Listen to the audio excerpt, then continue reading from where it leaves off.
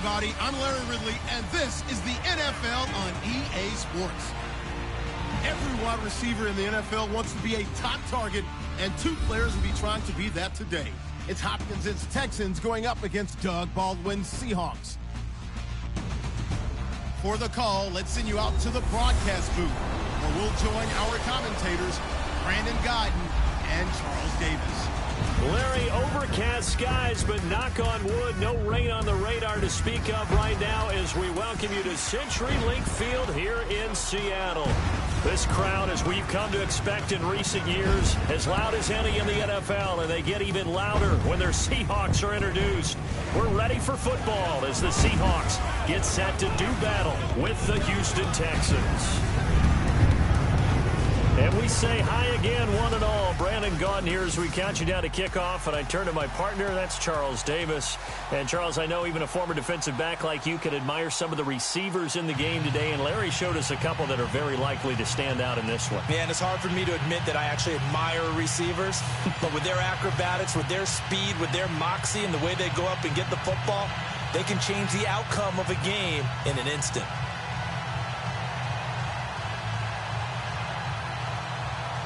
The kickoff team on the field now as they will send this one away. This one taken from the 7. And a pretty good return here. He'll be stopped just shy of the 25 at the 24-yard line. Quarterback Russell Wilson brings out the Seattle Seahawks, who are fresh off their victory over the New York Giants in Week 7. Beat them 24-7. And Russell Wilson, the second half was good after a sluggish first half. And that's kind of been the MO of Seattle throughout the season, hasn't it? Slow starts, better finishes. It's almost like it takes them a while to get synced up on offense. Struggles with the offensive line, trying to figure out who's going to carry the ball. But throughout it all, they do have Russell Wilson, who can create on his own and make big plays. 3 second-half touchdowns for him.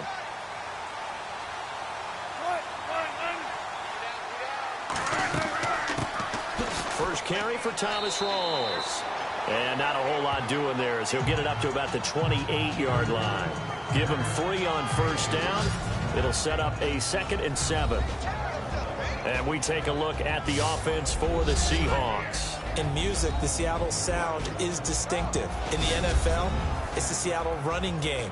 Usually ranked in the top 5 in the NFL. It fell to number 25 in 2016, and they're trying to revamp the offensive line and find a bell cow running back in order to get things moving again.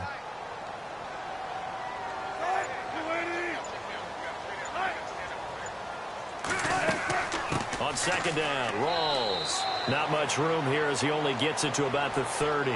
3 yards on the pickup. That's going to set up an interesting 3rd and about 4 to go. The defensive crew for the Texans. Here's a look. The Houston Texans in 2016 on defense defied convention. Why? J.J. Watt missed most of the season, so you would expect them to struggle a little bit. But in fact, this was the #1 overall defense in the NFL. They stopped the run, forced teams to throw the football, and really got after them with a terrific pass rush. And they'll look to avoid an early 3 and out here on 3rd and 4.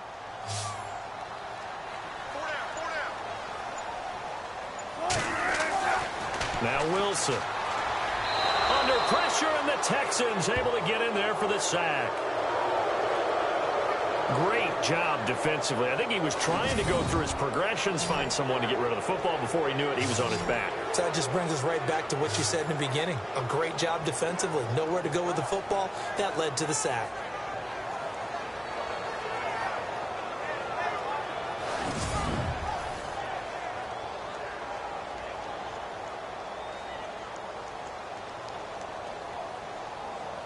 Now John Ryan, 12th year in the league, on to punt it away. Back deep for the Texans, Will Fuller. A big rush by the Texans, and they block it. Special teams putting a mark on this game early. Opening drive, block punt. And for one team, it's a good mark, and for the other, not so good. And this is why special teams coaches are like designated hitters to me. They don't get very many opportunities. They need to maximize when it comes their way. And as we just said, One of them did. Out comes the Houston offense as they get set to take over here.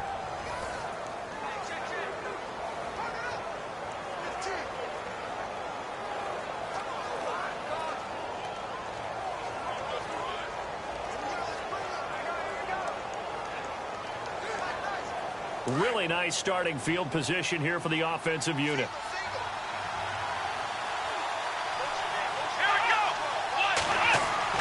On first down, Watson throws a quick hitter on the slant. That's complete. A gain of 6 there on first.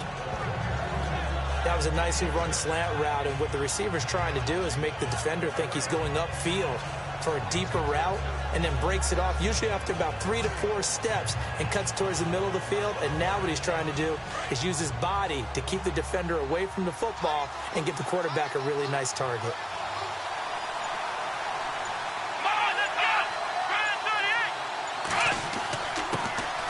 Now a first carry for Lamar Miller. And he's going to be brought down just shy of the 5 at the 6. A 5-yard gain, and now they're set up first and goal. Partners, we well know long kickoff returns set up big-time momentum for the team with the ball. But how about the defense? They've gone on the field, understood the situation, and really have held up strong. And a new set of downs here after picking up the first on the ground.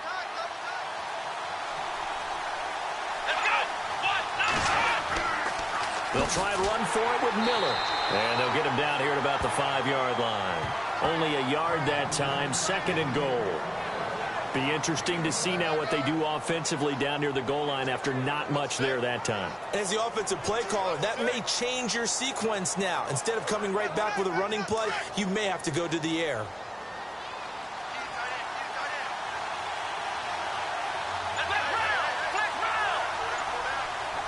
Second and goal. Defense digging. And he gets into the end zone. Touchdown, Houston. Lamar Miller, a 5-yard touchdown run. And the Texans have taken the early lead. And they're able to run it in. It started with a battle in the trenches. They won there, and they got in for 6 points. And that's going to be a tough one for the defense to deal with. They've got to go to the bench now and figure out how are we going to slow down this running game, because on that particular play, they had no answer. And the Texans take a 7-0 lead. Just a 4-play drive that time. And Lamar Miller caps it off with a touchdown run.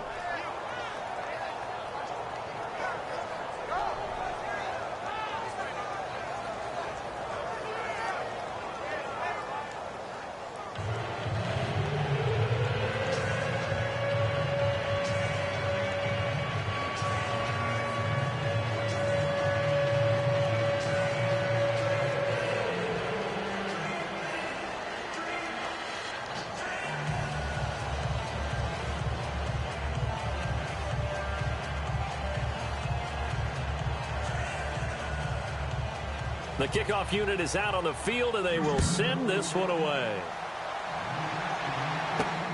This fielded at the 2. And a nice return sets him up pretty good here at the 30-yard line. Here come the Seahawks now, set to take over on offense.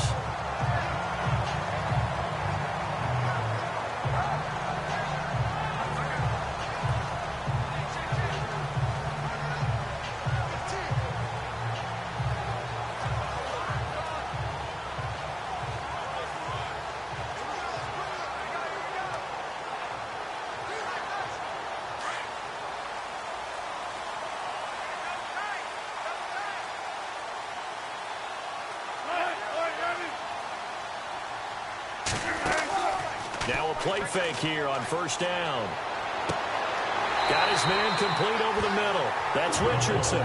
And getting this just shy of midfield. They'll spot it at the 49.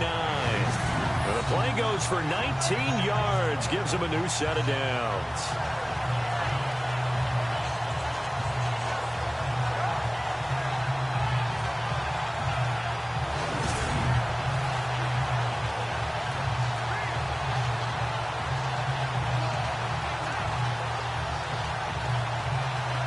offense lining up 1st and 10.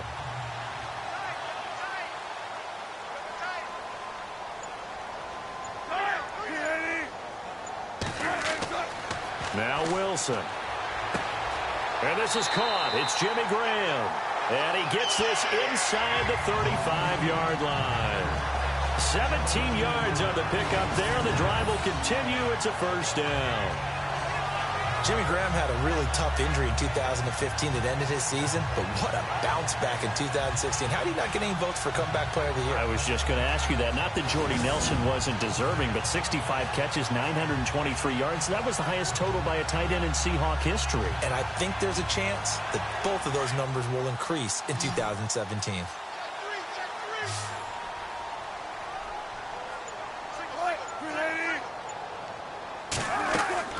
They go play action here on 1st down. Baldwin with it over the middle. And inside the 20 before he's brought down. 15 more there, and they're on a roll. It's another 1st down. At some point, the doubters have to just kind of back off with Doug Baldwin, don't they? I mean, we're talking about back-to-back 1,000-yard seasons, had over 90 catches in 2016. He's going to play with a chip on his shoulder, but he's going to be productive. 2016, also his first Pro Bowl as well.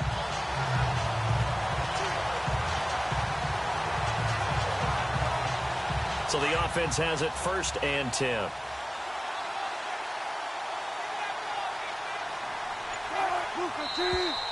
Now some movement before the snap. And we'll hear from our referee for the first time this afternoon. Offense.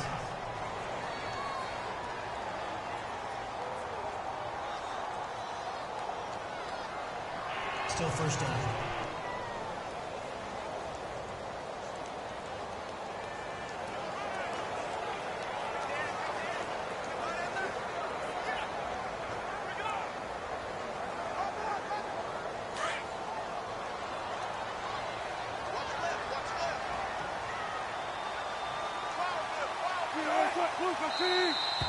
Now flags will come in. I think this one's going to be on the defense for jumping. Encroachment, defense. So step off the 5 yards. Yeah, partner, you know, defensive end, he wants to get into the offensive backfield. He wants that get off to be as fast as possible. A little too quick on that one.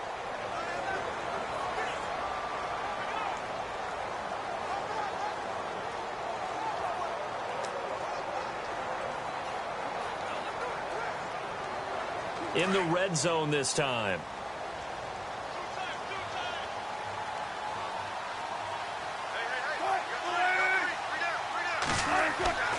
Following the penalty, it's Rawls. And he's going to fight his way forward here for a modest gain.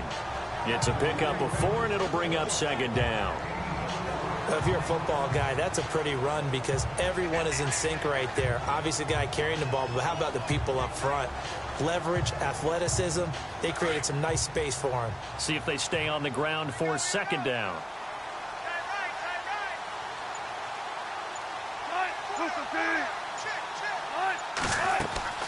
They stay on the ground. Rolls again. And he'll get about 3 just outside the 10, stopped at the 11. Well, that call makes sense because they've been throwing it well on this drive, and once again they show passing formation, showing the shotgun. Then they ran out of it. That's a nice play by them defensively, though, to hold it to a short gain. So they run it on 2nd down. Now let's see what 3rd down brings here for the offense.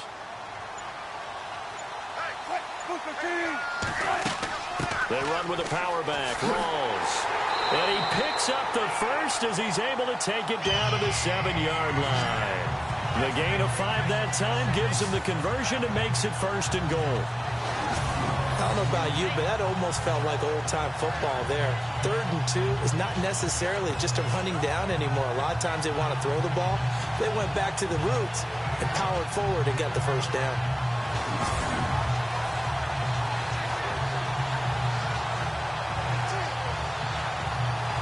And here comes play number 6 on this drive.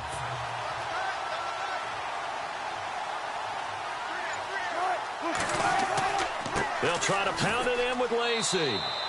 And they'll get him down here at about the 5-yard line. Only a yard on the pickup there. 2nd and goal. A 1-yard gain could look like a disaster, but it all depends on how the game is going. Is it a series of 1-yard gains running the ball? If that's the case, you might have to start thinking about throwing it a little bit more. But if it's just the occasional 1-yard run, hey, congratulations to the defense. They won that one. Come back and get them the next time. Now they'll throw it with Wilson.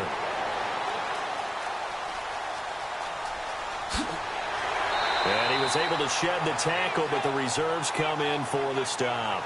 It's a gain of 5, and that's going to bring up an interesting 3rd and goal.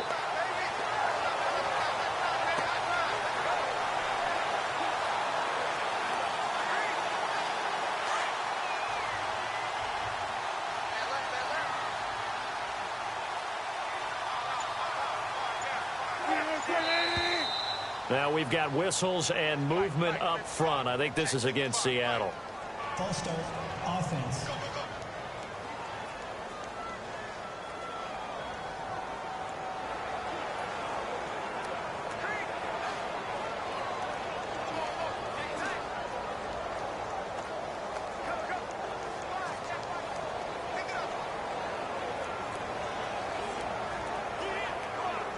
Now from back at the 5, this is 3rd and goal.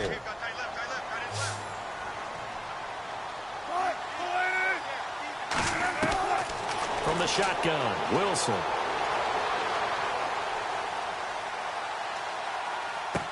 And he will score. Touchdown, Seattle. C.J. Procise, a 5-yard touchdown.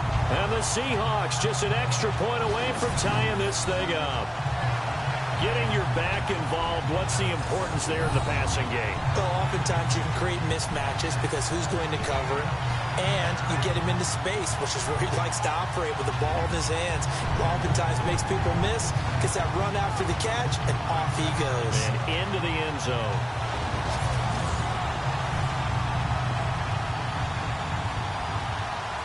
Blair Walsh on to attempt the extra point.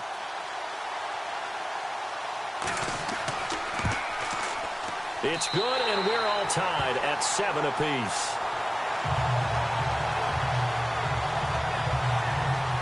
So that drive consumes 9 plays all told. And the Seahawks capping it off with a touchdown.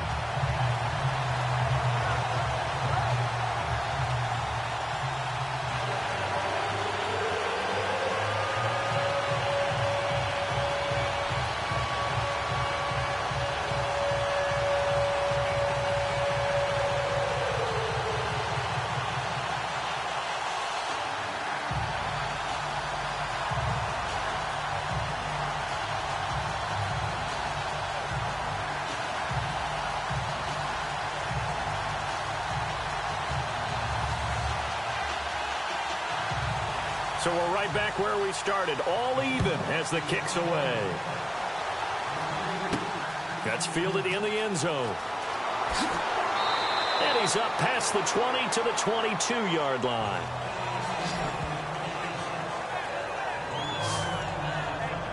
Now the Texans offense, they head back out to do battle here. And they had to wait a long time to get the football back. Probably not what you were hoping for when you got an offense that's humming. Agreed. What you were looking for is the defense get the ball back pretty quickly, right? Hoping for a 3 and out. So that didn't happen. You can't yell at your D for that. They've got to take care of their own business and reestablish themselves now that they're back on the field.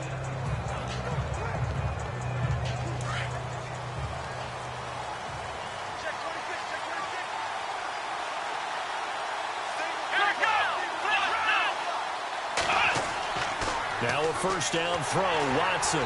Under pressure now, Watson, and down he goes. Frank Clark, he's the one that got to him. He takes him down for a loss of 9. Well, they go play fake. The problem is nobody was faked out. And when no one's faked out, what's the end result? Quarterback gets hit.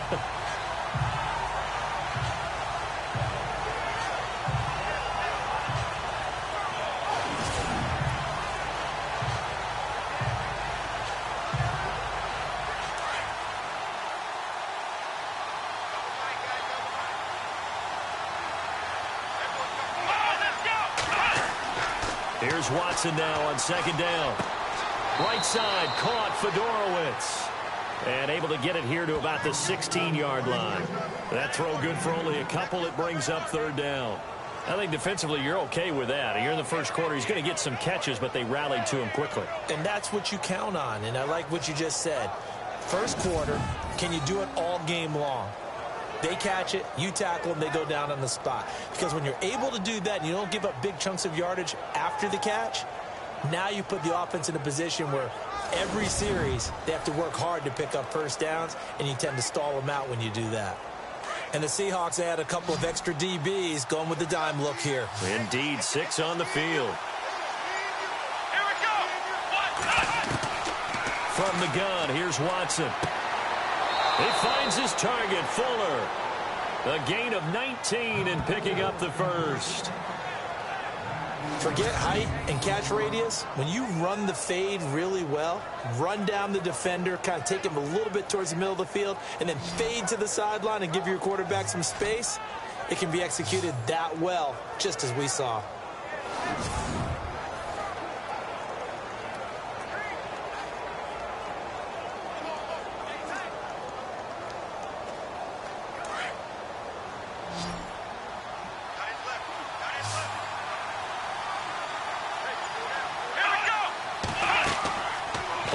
From Miller. Now Watson.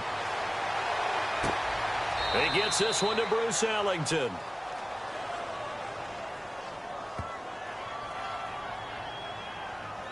Personal foul, unnecessary roughness, defense. A little too much extracurricular there. When you have a game with a lot of contact, tensions are going to run pretty high. You're going to be emotional, but you have to harness it somehow, and he didn't on that play.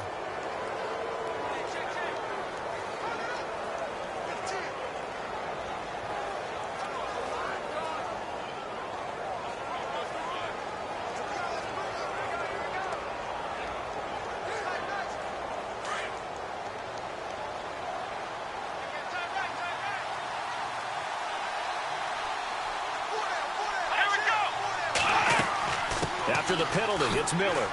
And now running right through it. And they're able to get this one past the 30 down to the 25. 17 more yards on that one as they keep the drive rolling. So let me make sure I have this right. He's already found the end zone once, and now he's ripped off a big chunk of yardage here on this one. His confidence is awfully high. So now I've got to put myself in the shoes of the defensive coordinator. Do I go ahead and sell out to try and stop him and force him to do something different? Or do I risk him having a big monster day against my defense?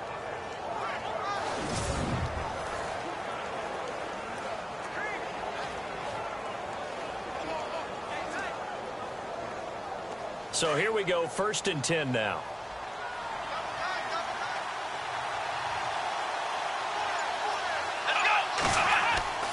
Faking the give, now Watson. He's going to let it go deep for the end zone and nearly picked it off. He had a chance to come down with that in the end zone, but it'll wind up just being incomplete. A missed opportunity for an interception would have killed off a drive. They had a chance there to finish things off, didn't get it done. I guess that's why a lot of those guys do not play offense.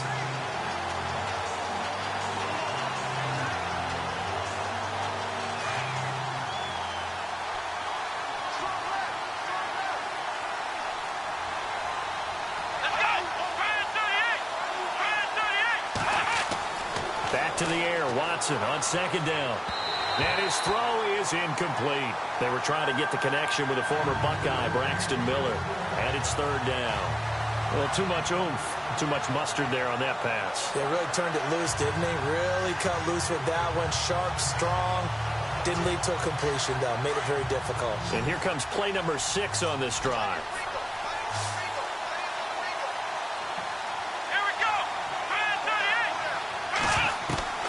Throwing on 3rd down, Watson. And he'll just toss it away. So he throws it away, and that brings up 4th down. What's the old adage, be quick but don't hurry?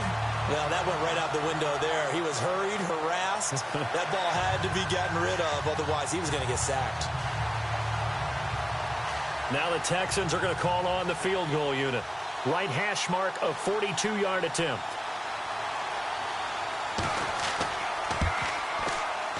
And his kick is good. And they take the lead here now at 10-7.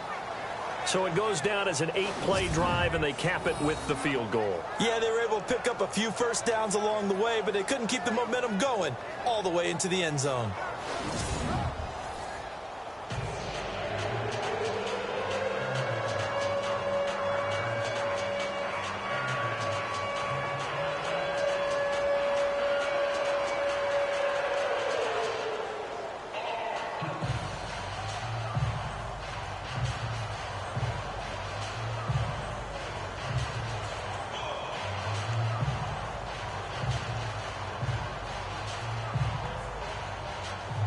Set now to kick this one away, and off it goes.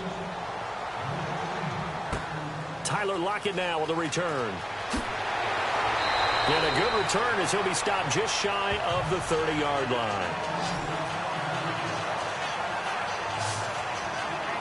Here's Russell Wilson in the Seahawk offense now getting set to go again. And he had the touchdown on the last drive, also 4 for 4. Very, very effective. What does he need to do to translate that forward into this drive? Not think that what he saw in coverages last time is exactly what he's going to get again. He's got to play ahead and start thinking to himself, okay, we just did that. What are they going to take away now? What do we go to as a counter? And continue to encourage his offensive line to continue to give him time. They were really good on the last drive. On first down, Wilson. He couldn't quite hold it. Got hit. Ball pops out. Incomplete. Well, it doesn't take any great analysis. No jokes, partner, okay? All right, on this one. But we just know that we're going to see this as the game moves forward. There's going to be 2 guys on him on just about every snap. It's kind of a dare to throw his way, but they have to keep throwing his way. The benefits could be great. You throw it to a great receiver, he could come down with it anyway. 2nd and 10 now. Wilson. Toward the sideline, and look at that catch. Dragging the toes, and that's going to be a first down. Well done. First down, Seahawks. Wilson to Baldwin. If you're running out route, it's likely you end up near the sideline. And what did we just see there? Toe tap. You got it. The benefits of practice. Toe tapping, foot dragging, picking it up, and making sure it was a catch.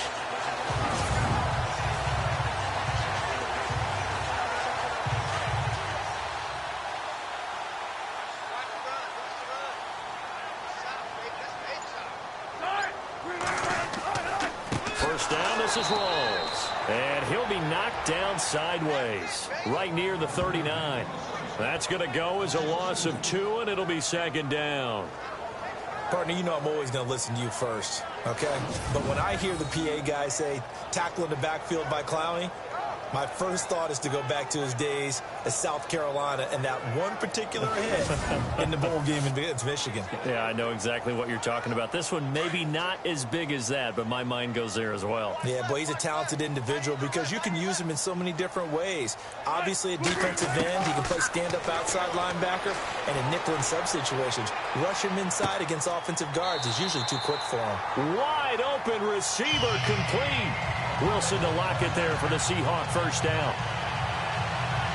One thing I can say pretty safely, that route is not called if you don't have a guy who can throw the ball and put some mustard on it. Because if you're going to lollipop it in the middle of the field, bad things usually happen. It takes a strong-arm guy who can rifle it in there, and they were able to successfully complete that one. Under a minute to go, clock running, and a back-and-forth first quarter of play.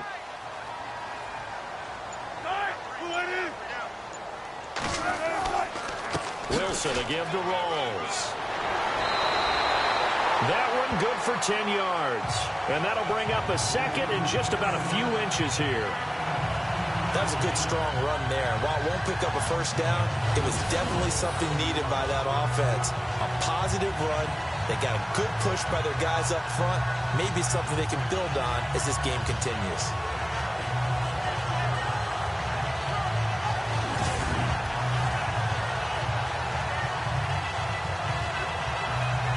Second down following the run.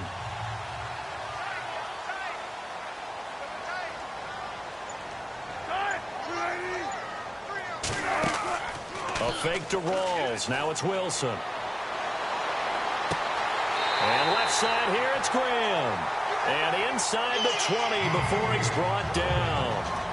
They call it a gain of 19, and it moves the chains. A look up to the scoreboard as time has run out on this first quarter. It's a 3-point game here early. We'll be back to Seattle right after this. The NFL on EA Sports is fueled by Gatorade, the sports fuel company. Alongside my broadcast partner, Charles Davis, Brandon Gaudin hits the Seahawks with a football to begin quarter number 2. And they're on the move here. They've got it 1st and 10.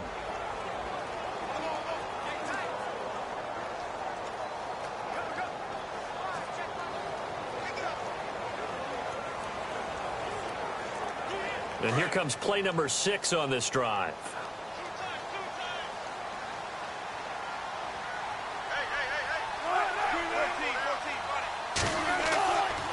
Wilson going to give to Rawls. And able to push his way forward here for a good little gain.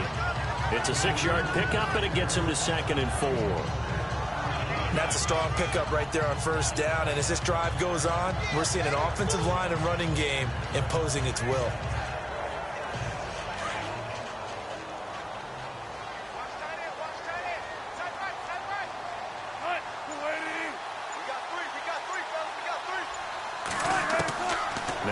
On 2nd down. And he is caught at the 7-yard line. And he is in for the Seattle touchdown. Jimmy Graham, an 11-yard touchdown.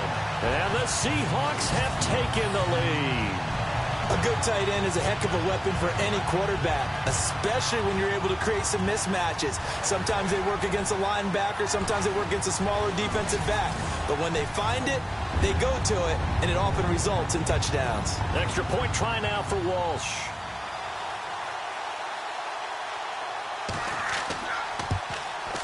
And that makes it 14-10.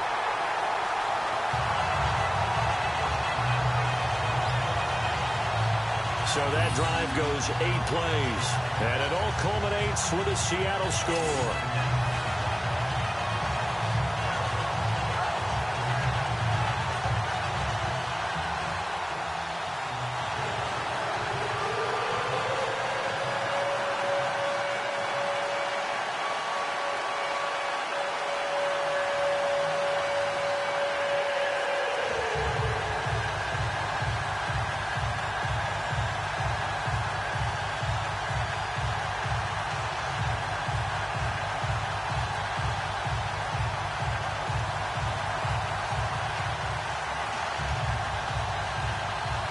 Here's Walsh now to kick this one off. This one fielded at the 5. And he'll take this one near the 25, call it the 26-yard line. And here comes the Texans now. And last time able to get 3. It's not what they wanted. They wanted 6, but they got at least something. They mustered something out of the drive. They'll take it. I like the way you've described it. Not ideal, but they'll take it. Anything to put some points on the board. But this time on offense, they don't even want to see the field goal kicker trot on the field. They want that ball in the end zone. Yeah, they'll be going for 6.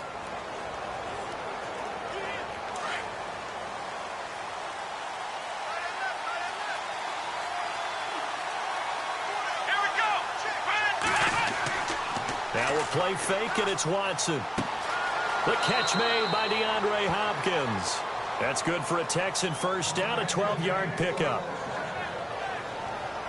Normally when I talk about DeAndre Hopkins, I'm talking about accomplishments.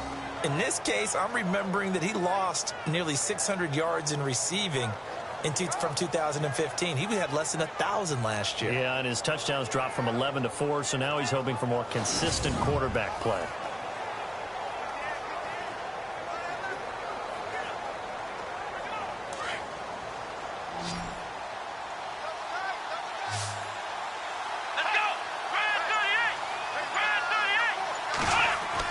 On 1st and 10, Watson.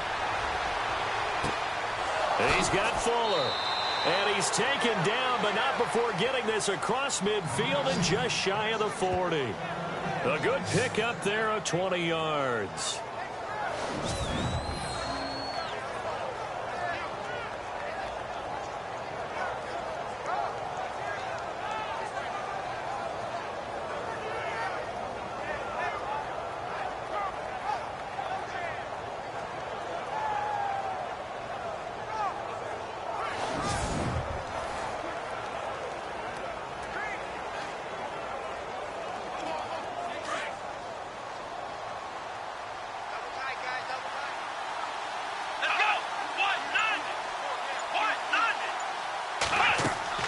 A first down carry now for Miller.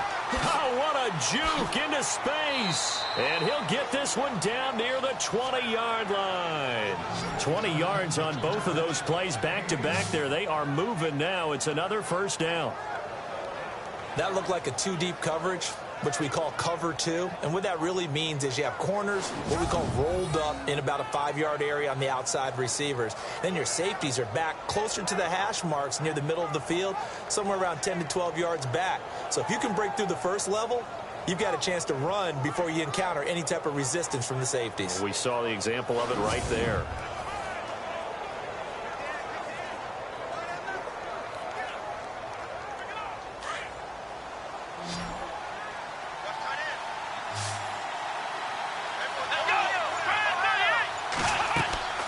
They'll fake the handoff. Now Watson. And the tip there altered the ball flight, and it falls incomplete. It'll be second down.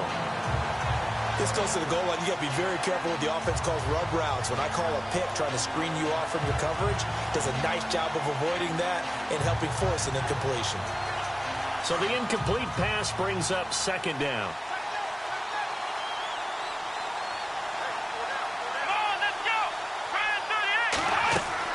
They'll run it now out of the gun.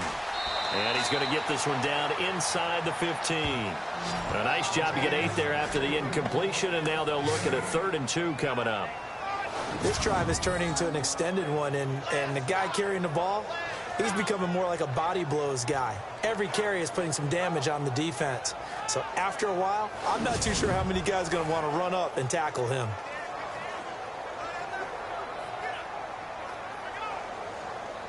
A nickel look by Seattle on 3rd down. Yep, 5 defensive backs now. Here we go!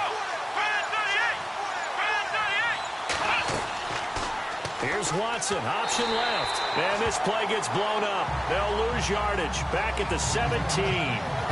It's a loss of a full 3 yards, and it brings up 4th down. And on this play, the read for the quarterback was the defensive end, and he was totally focused on the quarterback. He should have given it off inside to the running back. Instead, he kept it and ended up taking a loss on the play.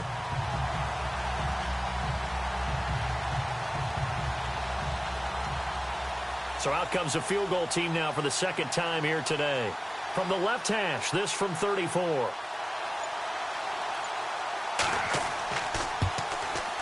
And his kick is indeed good.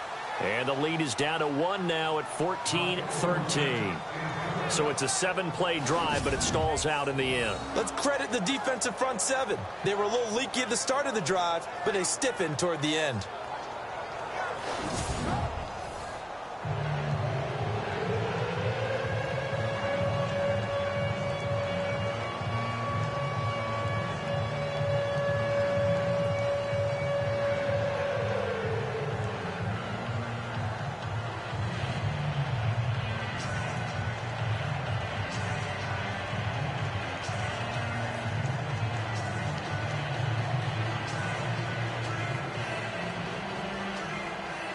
Out is the kickoff unit as they run up and send this one away. This is fielded at the goal line. And not a bad return here. He gets it out to the 25-yard line. Russell Wilson now gears up to lead the offense again. And he's been good. 2 first-half touchdown passes, no interceptions so far. Does a lot for your confidence. Does a great deal for your team. Gives them a lead, and they're feeling really good about how they're playing. I think he expects to throw at least another one. I was going to say, now he wants the first-half hat trick, doesn't he? Oh, without a doubt. Go ahead and fling him on the field, folks. He wants that type of celebration.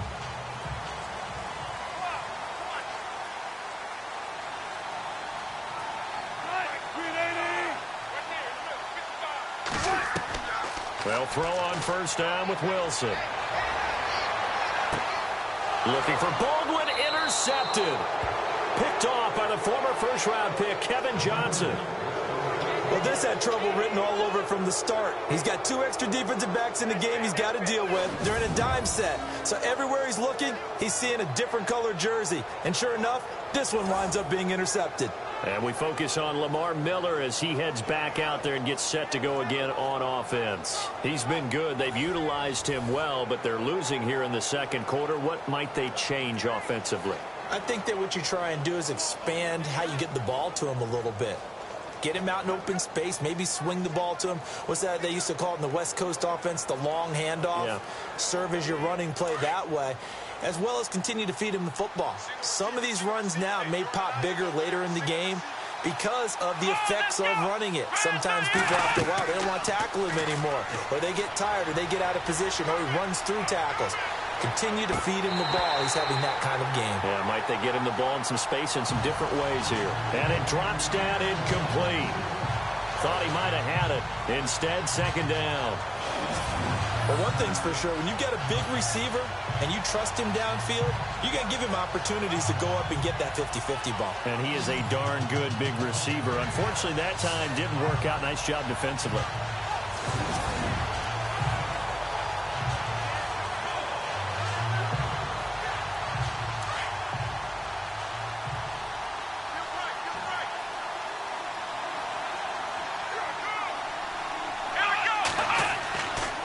Second down, here's Miller.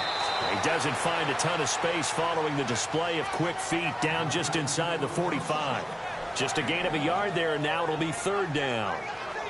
I once had a defensive player in the NFL tell me, if I beat and dominate the guy across from me, I'm helping my team. Well, winning one-on-one battles is always a part of the game, but when you have good team defense, as we just saw there, one broken tackle, but he didn't get away because the rest of the guys arrived to put him on the ground. He's going to flip one out here to his running back. And he'll go down shy of the 40 at the 41. Call it a 3-yard gain, and it'll be fourth down. So much about this game is just understanding situations and then having to execute, isn't it? Guard the first down sticks. Don't let them get there. And they rallied and made the tackle.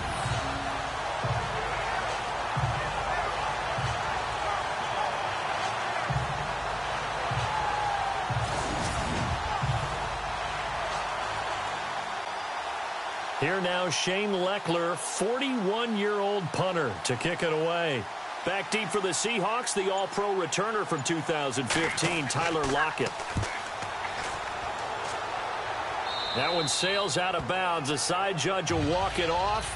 And he says it went out of bounds at the 9-yard line. Nice punt.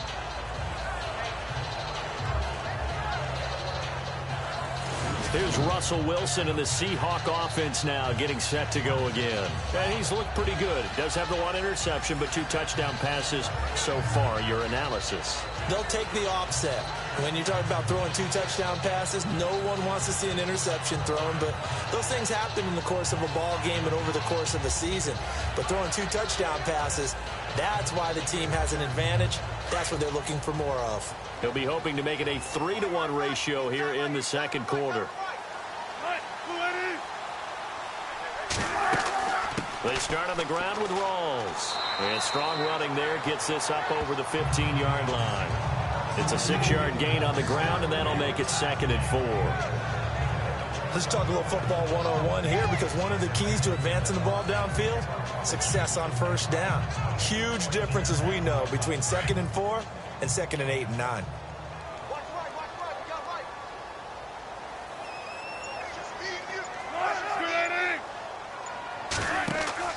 A 10th carry for Thomas Rawls. And he'll lose yardage here, back to the 15.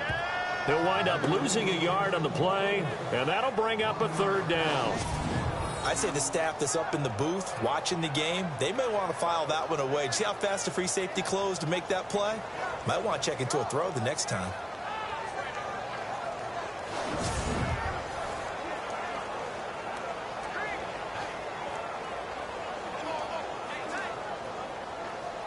The Seahawks on 3rd down. They've been okay, 2 for 3 thus far.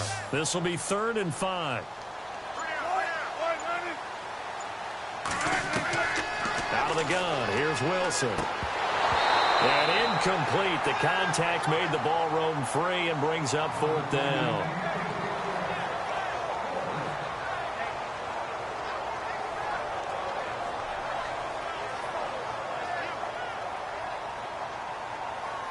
Here's John Ryan now. On for his second punt, and remember, his first one was blocked.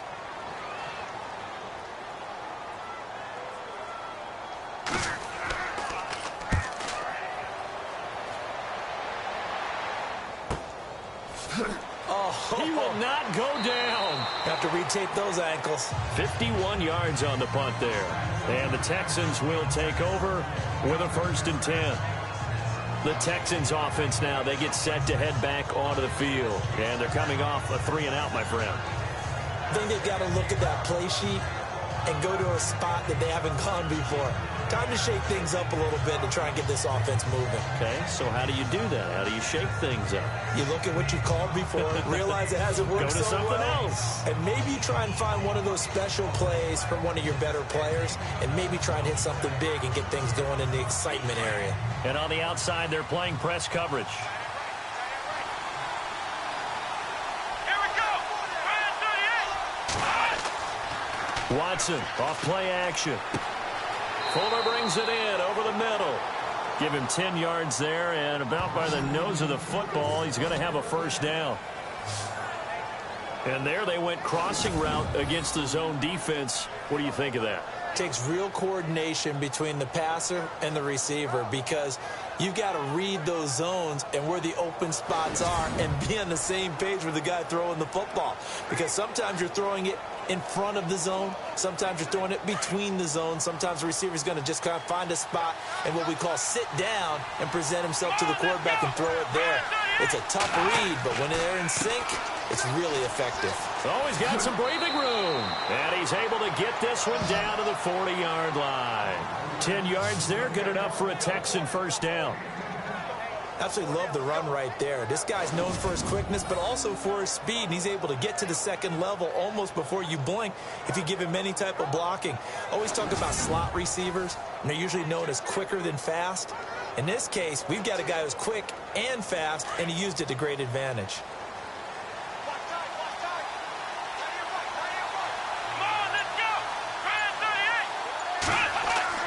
Now a play fake here on 1st down. And his throw's going to be incomplete. Will Fuller was the intended target, and that'll bring up 2nd down. Well, they're slinging it, and then there's one you got to put a timer on, huh? I mean, that one came in hot. That came in hot, but overthrown out of his reach and incomplete.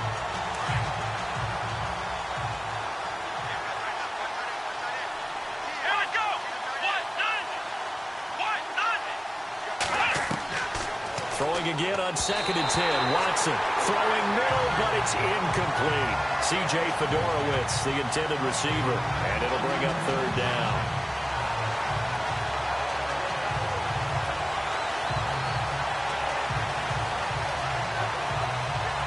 The Texans on 3rd down. They've only converted once in 4 tries. This is 3rd and 10.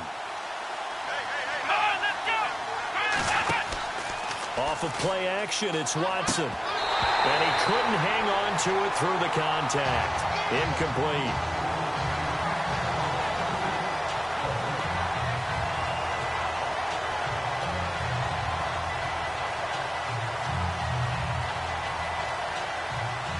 Here's Shane Leckler now, as he'll punt it away for the 2nd time.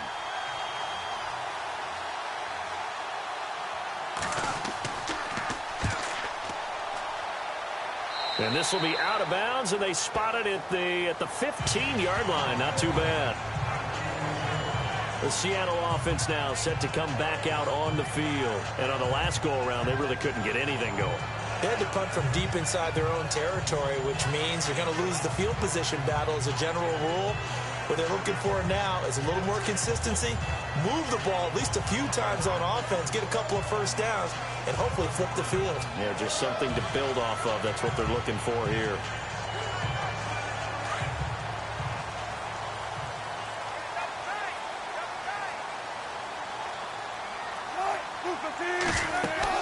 They go play action here on first down. Throw left side complete. It's Graham. And he'll be taken down, but not before he gets this football out shy of the 30 to the 29. That's a good-looking play to me. The big tight end on a crossing route coming underneath. Sometimes he can gain some serious momentum going forward, can't he? Yeah, he can indeed. And pretty well executed there.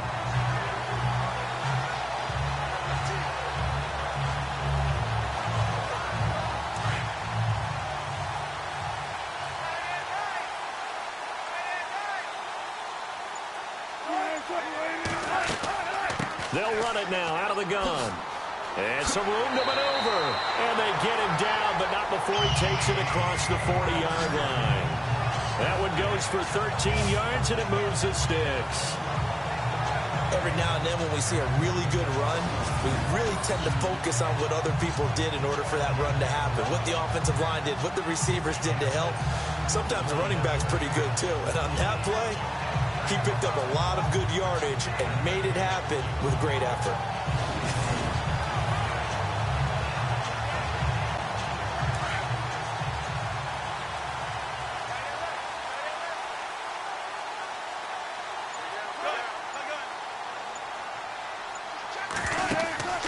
Off the play fake to Rawls. Wilson. He hits Baldwin right side. And he's going to get this all the way down inside the 35. A really nice gain of 25 yards. I don't care how many times you tell the story, it never loses its luster for me. Doug Baldwin, undrafted out of Stanford, and plays like a #1 receiver should in the NFL. I don't care how you cover him. I don't care that his size isn't great. He's the one that typically comes up with the football. Absolutely. His roots go all the way back to Gulf Breeze, Florida, where he's from, right on the water near Pensacola, and then, of course, to Stanford, and, boy, he's been good. Now Wilson on first down. Looking left side, and he's got a man. It's Richardson, and he will lose yardage back to the 34-yard line. It'll be a loss of 1, and that'll bring up a 2nd and 11. Now, that was well defended, and as a cornerback, what you're taught when you see a wide receiver screen, either you get underneath the play before the blocking forms, or you're going to have to fight your way through it by getting through some blocking.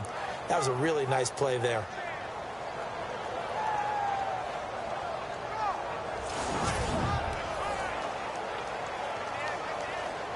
Under 4 to go now as the clock runs, and they come up on 2nd down.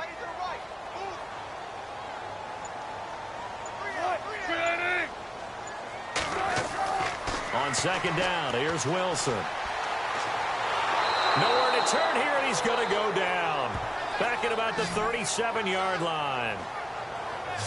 And we say it all the time, have to be able to get rid of the ball sooner than that. You have to help your offensive line out. They're going to protect you as best they can. And if you're getting 3 to 5 seconds to throw the ball, they're doing a really nice job. But when you hold it and give up a sack, you're really almost discrediting their work.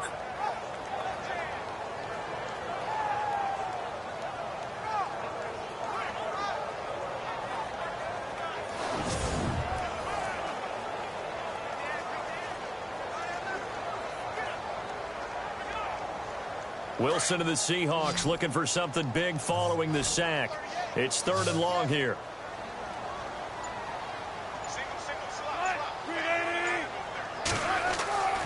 Now Wilson. And incomplete. The contact made the ball roam free and brings up 4th down.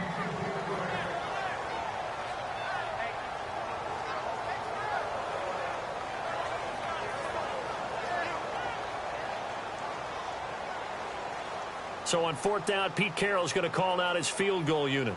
This officially a 55-yard attempt.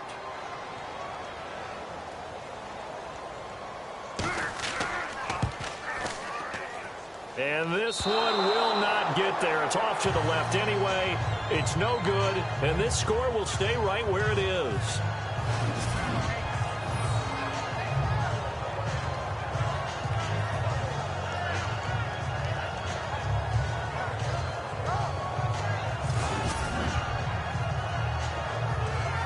A look at the running back, the man out of the backfield as he gears up to go again. And a lot of times you talk about establishing the ground game, probably something they need to do more of here losing in the second quarter.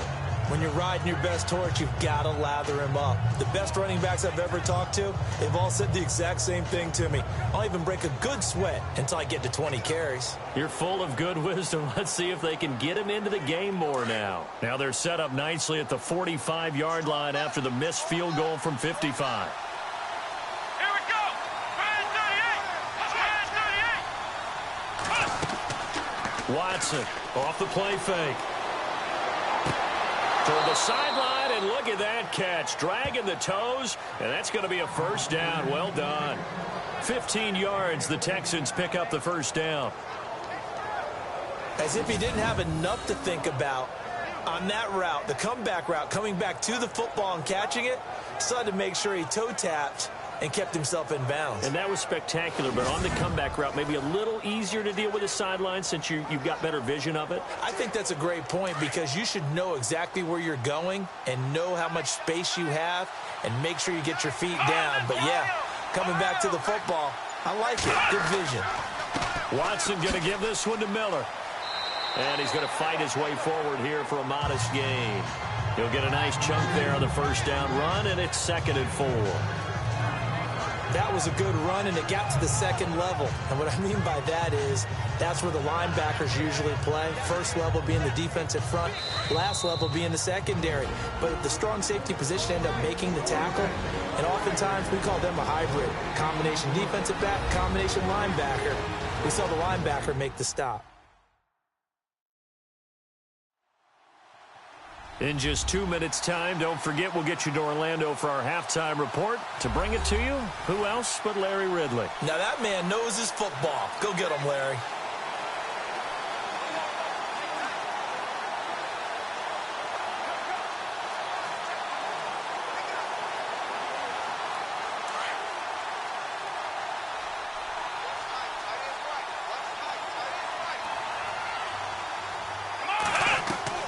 To throw on second is Watson. And he's got him over the middle. Fedorowicz. And inside the 20 before he's brought down.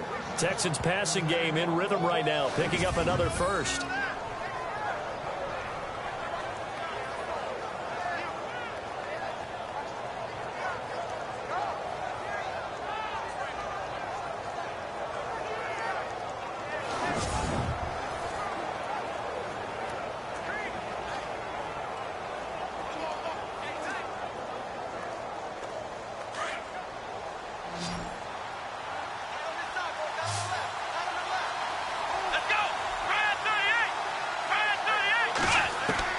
From the red zone now, Watson, quick throw that's complete on the inside slant.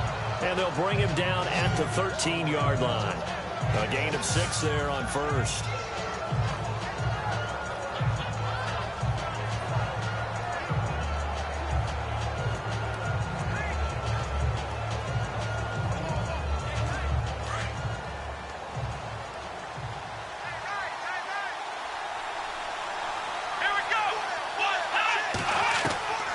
Second down, here's Watson. And that is caught. Touchdown, Texans.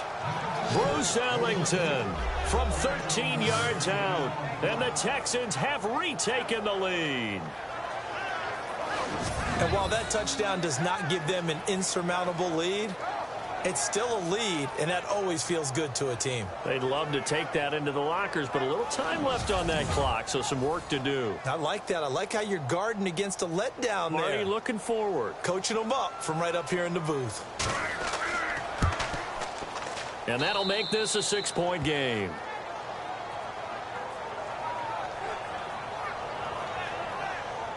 The drive summary that time, 5 plays. And the result, a Houston touchdown.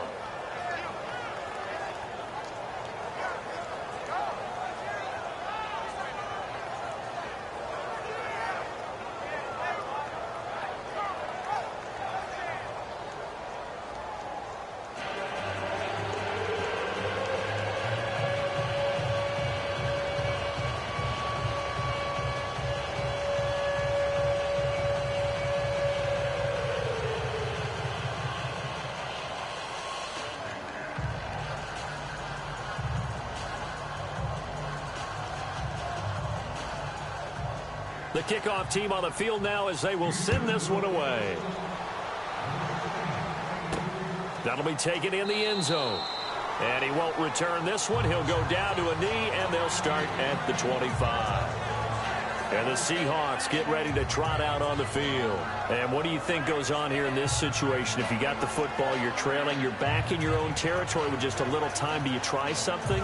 You're thinking about jump-starting your team, right? You just mentioned it. They're down. They're trying to get back into the game. But you got to figure if something goes wrong, you may have put yourself in a spot where you may not be able to come back in the second half. Managing risk, this is a big decision here.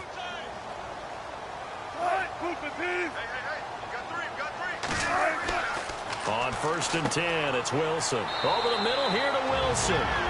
Now whistles come in. We're going to get a timeout here by the offense, as the clock will stop with 55 seconds to go until halftime.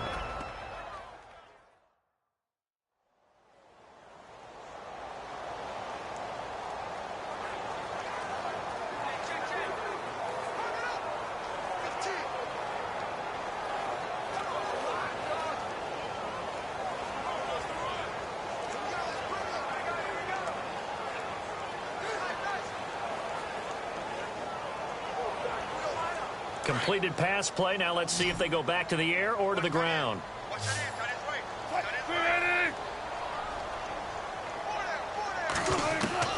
On 2nd down, Wilson. Complete. Richardson has it. And he'll get it up near the 35, right at the 34 here. And now prior to this 3rd and 1, we're going to get a timeout here, as they get the stoppage with just under 50 seconds remaining in half number 1.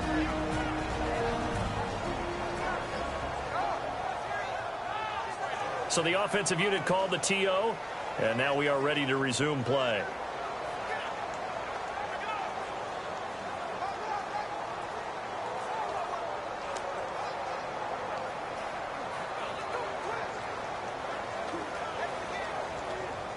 The Seahawks on 3rd down, 2 for 5 to this point. They're up against a 3rd and 1 situation. From the gun, it's Wilson. And able to find Graham, complete. So he fought off the tackle, and that effort gives him the first before he's brought down. A Seahawk 1st down. Wilson to his big target, Graham. Throwing now, Wilson on 1st down. Toward the center of the field, but it's incomplete. He was looking for Thomas Rawls there. And now it's 2nd down. With that incompletion, let's have some fun for a second. Dan Bailey, Cowboys kicker, got injured last week, so they brought in their safety, Jeff Heath, to kick. Did you see this? I did, and it cracks me up because when you have to bring in the emergency kicker, you're wondering, are they going to go old school and look like Super Toe with the square toe and hit it straight on? Or are they going to have the soccer style? Jeff Heath, the first one he makes, but the second one, that would look like me off the tee at the golf course. That's a good analogy. Jeff, we love you, but you made 2, but that one that he missed, if you haven't seen it, go look it up. It was quite the... And now a fumble. The ball's out. Now the Seahawks forced to use their 3rd and final timeout, as they'll stop the clock with 12 seconds to go in this 1st half.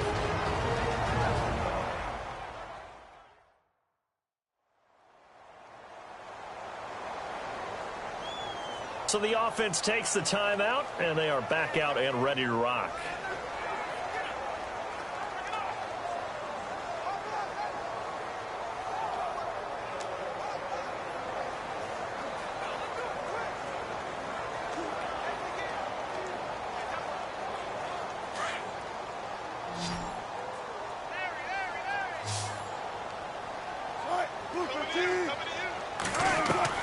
On 1st down, Wilson. And that's incomplete. Clock stops with 10 seconds left.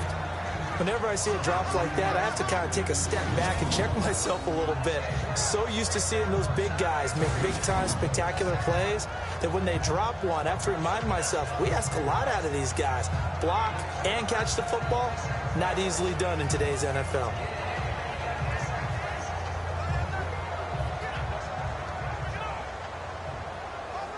Now Blair Walsh on for a long field goal. He's hit from as far away as 56 in his young career. They'll spot it at the 47, so call it a 57-yard attempt.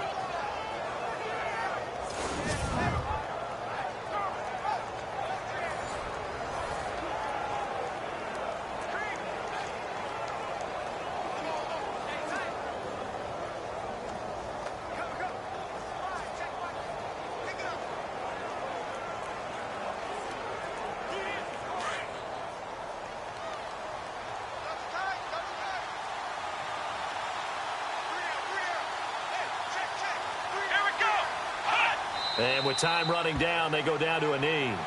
So we have reached halftime here. It's the visitors, the Texans, out in front. As we send you cross-country to our EA Sports Studios in Orlando with our halftime report, here's Larry Ridley. Thanks, Brandon. I'm Larry Ridley, and welcome to our EA halftime report. The Seahawks haven't played their best football and trail because of it. The Texans have come in and looked good as the road team, and will just keep trying to play hard and maintain the lead going forward. All right, here we go. Let's take a look at some of the highlights from the first half. Texans have it on 2nd and 5 on the carry. There goes Lamar Miller, and he'll run it in from 5 yards out.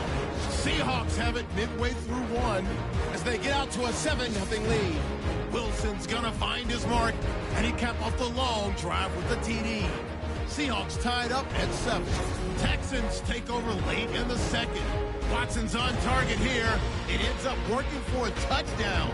The Texans go up by 6. So that'll do it from here in Orlando. For the second half kickoff, let's get you back up to Seattle and Brandon Guy.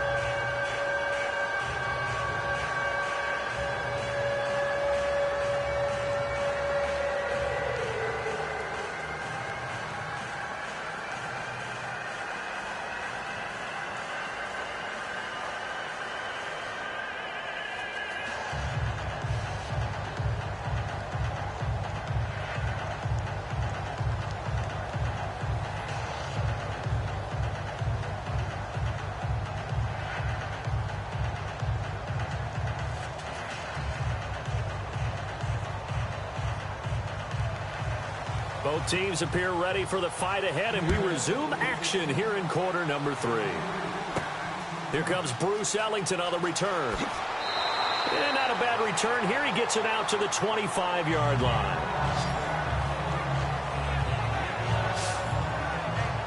And the Texans set to come onto the field. They have the lead. Now they'll be looking for some separation here as we begin the third quarter. I like the way you term that, because now I think they go a little bit deeper into their playbook. They like what they did in the first half. That worked okay. But in order to get the separation that you just talked about, change things up a little bit. Change your tendencies. Try and hit them a little bit more with some things they didn't see in the first half. Let's see if they do just that.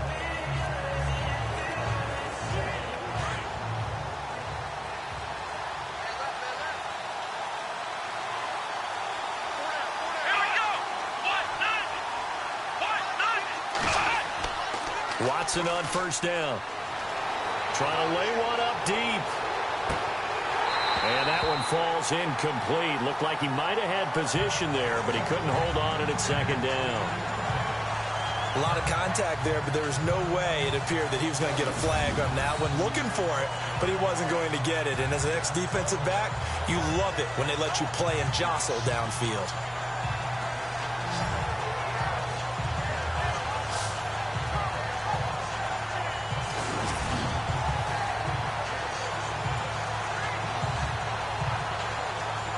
And on 2nd and 10 now.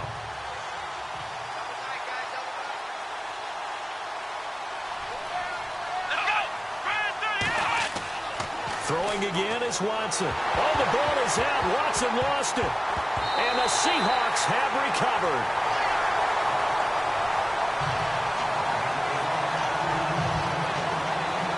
The The psychology of the game never ceases to amaze me because you would think there would never be a fumble from what we hear from coaches all the time, right? And how much they practice not fumbling. Practice it, preach it, talk about it all the time. You would think no one would ever turn it over. Yet they are humans out there running around, and we just saw another one. Opportunistic by the defense. Now we'll see what this Seahawks offense has in store with their first possession of the second half. Last time out, they had that long 50-plus yard field goal that they missed. And I'm sure on their sideline they're thinking to themselves, okay, do we still want to try one if we're in that position again? And I would dare say that the answer would be yes. They're going to have a lot of confidence in their kicker. But just to be on the safe side, I'm sure they told their offensive guys, can we get a little bit closer this time? Closer. Yeah, you know, I'd rather get in the end zone first and foremost. But if all else fails, less of a field goal attempt for him. They'll try to get the running game going with Rawls. And he'll be taken down here at about the 11. A gain of 3, second down. Yeah, that wasn't a big run, just a short one there. But guess what? Sometimes you treat it like boxing. You throw that jab out there, and you throw it again, you throw it again, then you come with a big punch later. Maybe they're just trying to set him up.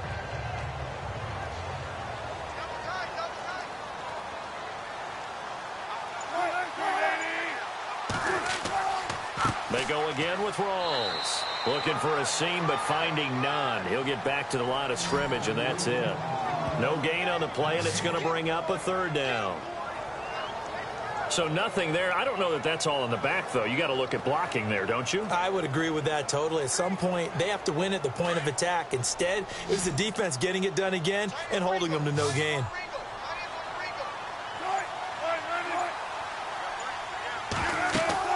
On third down, Wilson. Now they go screen. It's complete. And he's going to be brought down just shy of the 5 at the 6. 5 yards on the screen, but that'll take us to fourth down. They dialed up the screen pass on third down, and for a second it looked like it was all going to come together, and they had a chance to pick up a first down, but the defense got there and finished it off. So on fourth down, Pete Carroll's going to call out his field goal unit. From the right hash here, should be an easy one.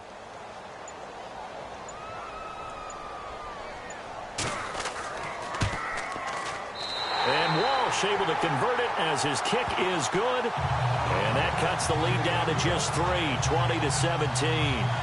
A decent drive there to start the third quarter. They only salvaged 3 out of it, but they do inch a bit closer. Yeah, still lots of time to go in this one. Take the points, move on, and let your defense try to get the ball back.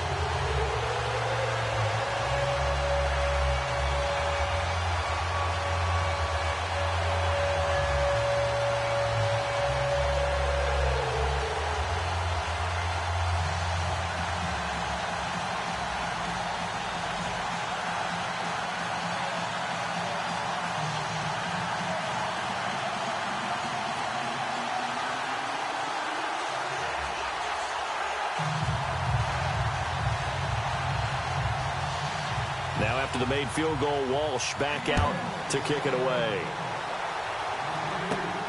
This one taken from the 7. And he's up across the 25 and down at the 28-yard line. Heading out as the Texans offense as they get set to take over here. And last drive, obviously not what you're looking for. You've got the lead. You've got to protect the football. So in other words, someone got lucky because they've been moving the ball really well and wearing them down. In this case, though, giving up the football doesn't make them very happy. They can't wait to get back out there and atone for it. Yeah, try to atone for it here on this drive.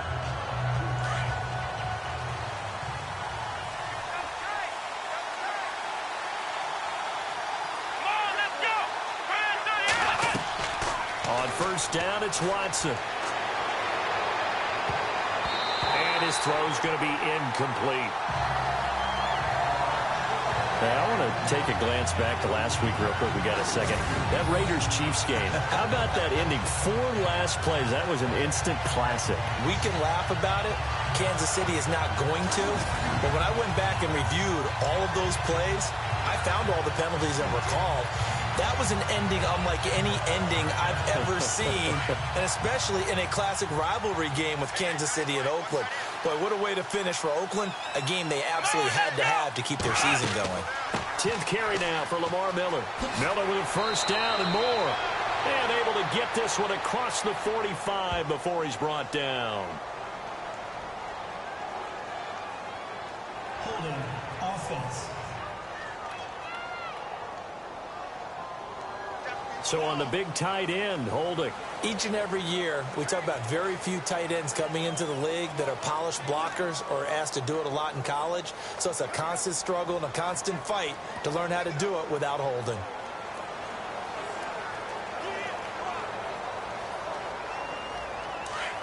Looks like the defense in press coverage here.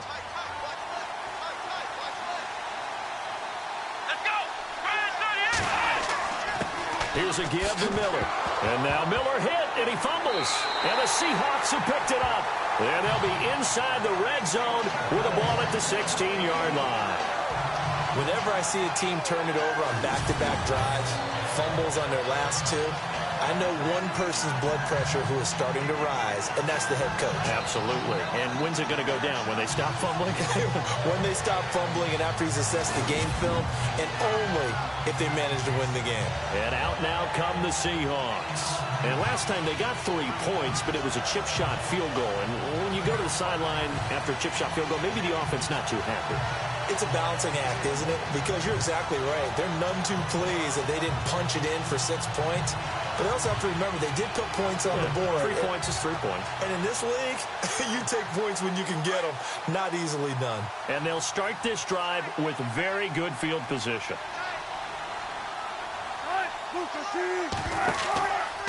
Out of the pistol, it's Rawls. And the nimble footwork gets him just inside the 10 to the 9, but no further. It's a 7-yard carry to set them up with a 2nd and 3. First play of the drive, let's give credit all around. Excellent blocking, but the guy carrying the ball, he was the finisher. A really nice run.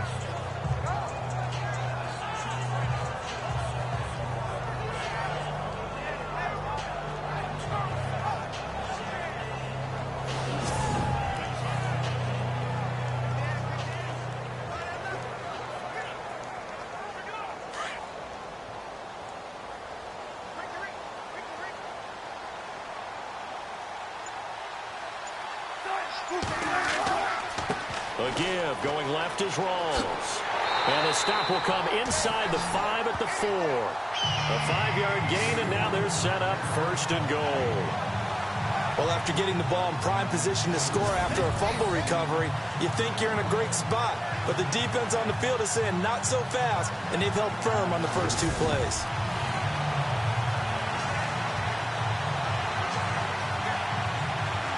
And the offense inside the 5 here at the 4. It's 1st and goal.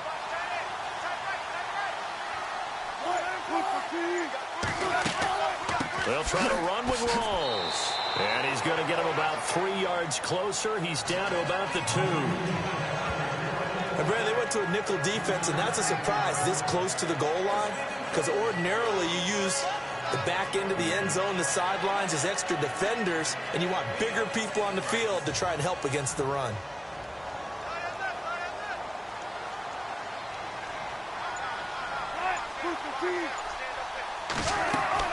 They'll run it with Lacey.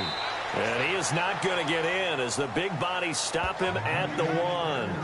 They're held again, and do we have a goal line stand brewing? It's 3rd and goal. His path became similar to almost running a stretch play, didn't it? Trying to find a crease, anywhere to put his foot in the ground and cut back. It just never materialized.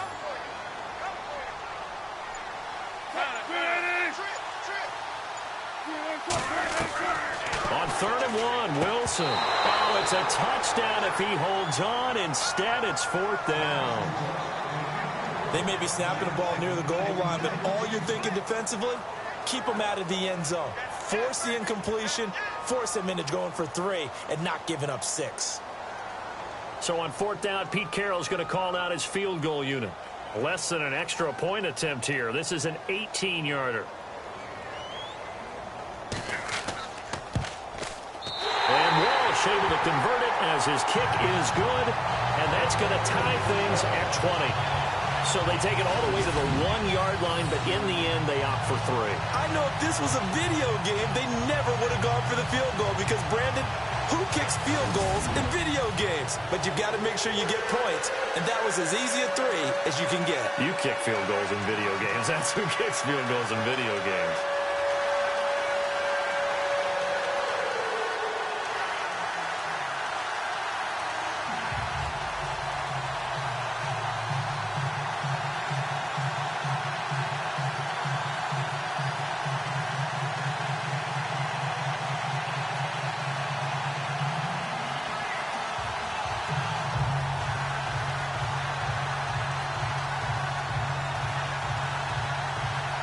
Nothing separating these two teams on the scoreboard as the kick's away here. This will be taken in at the 1.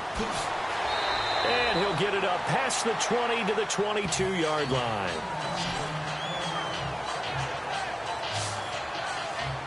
The Texans offense now, they get set to head back on the field here. And last time they coughed it up, led to a field goal. They're fortunate that it only led to a field goal, but still, they're not happy about it.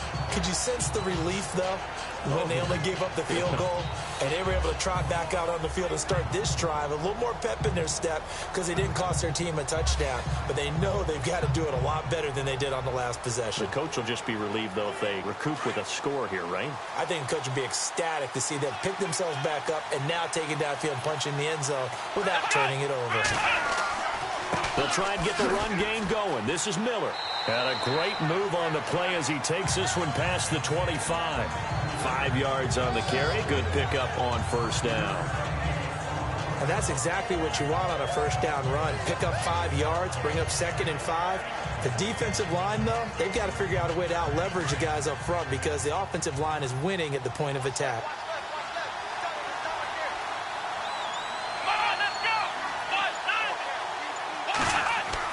Here's Watson now on 2nd down. And he almost intercepted it. They haven't picked a ball off yet. That probably should have been their first. And it's 3rd down now.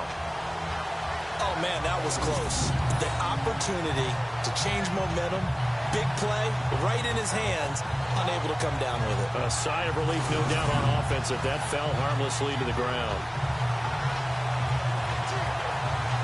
The Texans on 3rd down. Just 1 for 5 to this point. This will be 3rd and 5.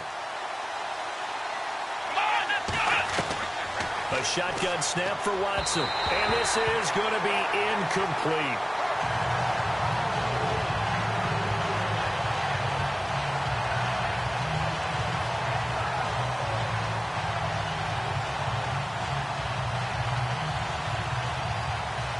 Here's Shane Leckler now as he's on to punt for Houston.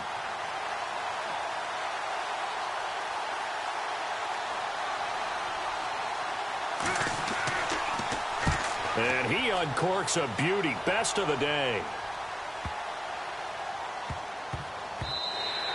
And no one there to stop it. Hits at the 8, but it carries all the way into the end zone for a touchback. The Seahawks offense now, they get ready to head back onto the field. And they had 3 points last time, but they didn't want 3 points because they were well within range of scoring a touchdown. We'll see if they can do better now. I'm with you on that one. Let's just go ahead and be frank about the whole thing. The only one happy about the 3-point? The kicker. Exactly. You put it through the post. That's going to help him at contract time. But that offense, they're thinking, let's get in the end zone this time. I don't know if that helped him at contract time. You could have kicked that one through. I don't know about that. Toe bash. I don't know about Toe bashed it. Super toe.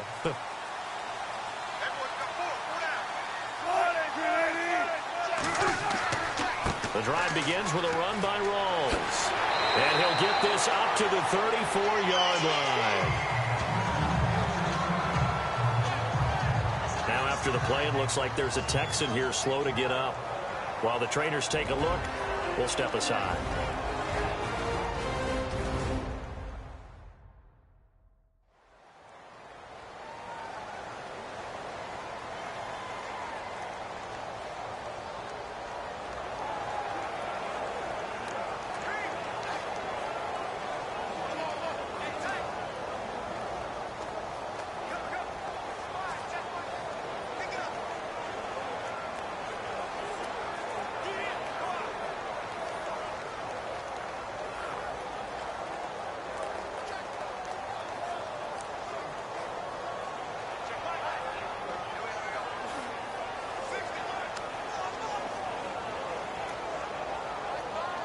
So the run moves the chains, and here we go on first down.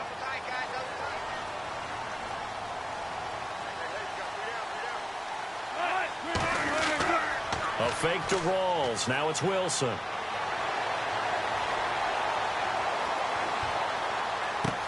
And left side here, it's Graham.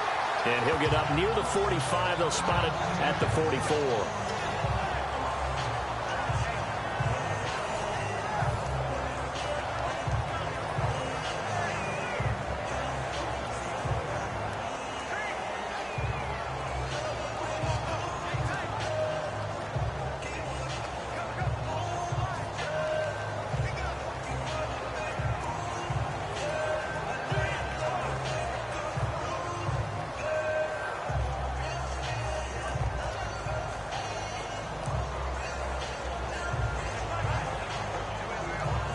So they complete the pass, and now they face a second down.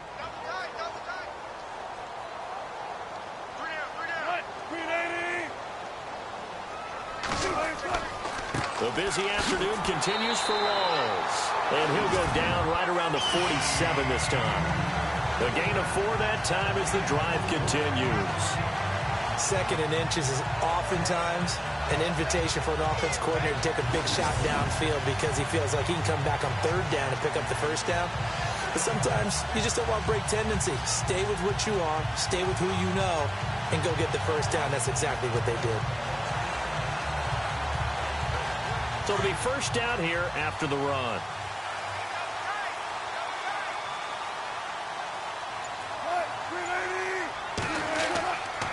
Back to the ground on first. Again, it's Rawls. There goes Thomas Rawls. And all the way in, touchdown Seattle. Thomas Rawls, 53 yards. And the Seahawks are going to take the lead. And on that long run, maybe the defense caught napping a little bit. The concentration level may not have been there. I agree with you on that one because those types of plays, when they result like that, they're almost like big bolts of lightning, aren't they? Whoosh, and off he goes.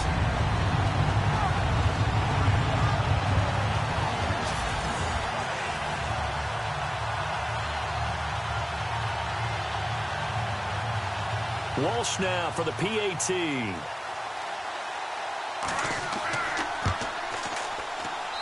And they will take a 7-point lead now. A drive there of just 4 plays. And it's Thomas Rawls who finishes it off with a touchdown run.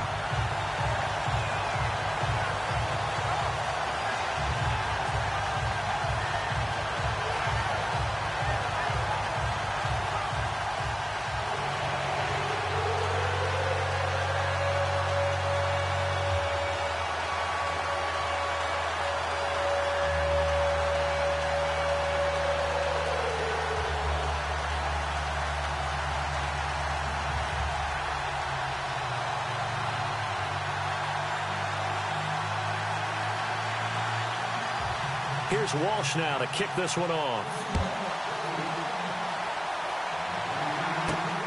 This is taken at his 4. And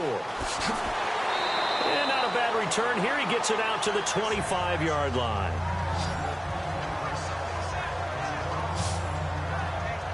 Out comes the Houston offense as they get set to take over here. And a tight game after punting last time. See if they can get something going on this drive.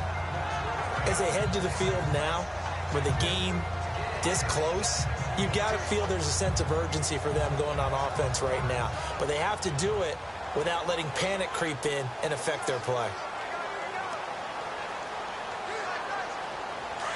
Looking to jam the receivers at the line here. Press coverage look defensively. Here we go. On 1st and 10, Watson.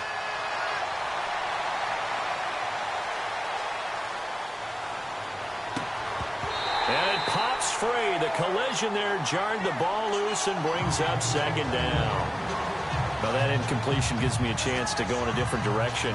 You know, a few teams we've been talking about in the NFL that have had offensive explosions this year after struggles in the past, and one you mentioned, the Chiefs. Yeah, think about it. Kareem Hunt, the rookie out of Toledo, has been phenomenal at tailback, but Alex Smith has opened it up on offense.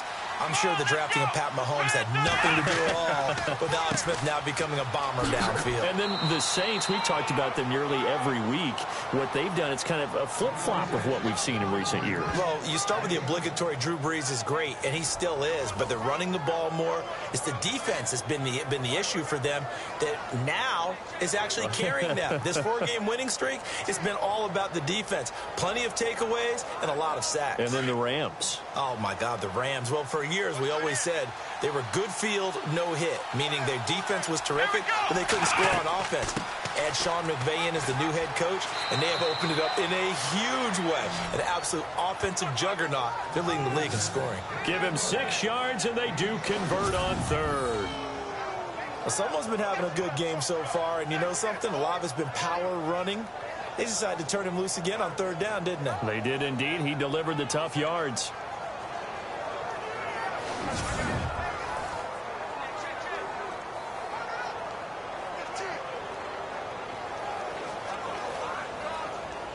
First down and 10 now for the offensive group.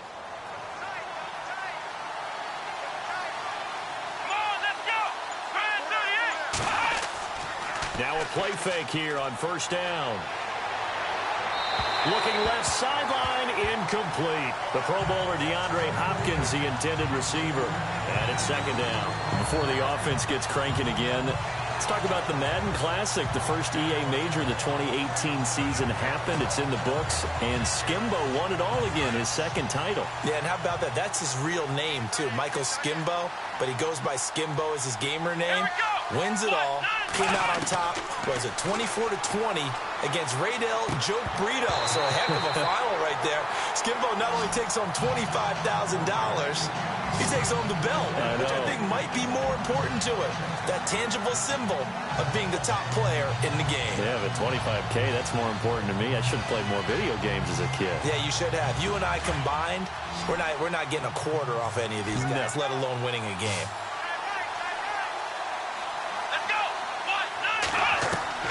Throwing on 3rd down, Watson. And finding Fedorowicz. And he's taken down, but not before getting this across midfield and just shy of the 40. It's a gain of 20 and picking up the first.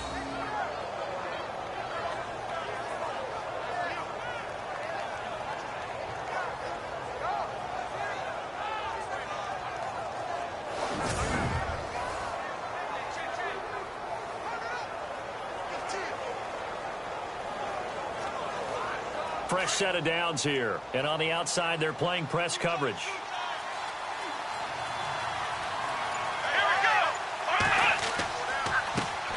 They'll run it here. This is Deontay Foreman. And able to push his way forward here for a good little gain. Give him 5 on the carry there, and it'll be 2nd down.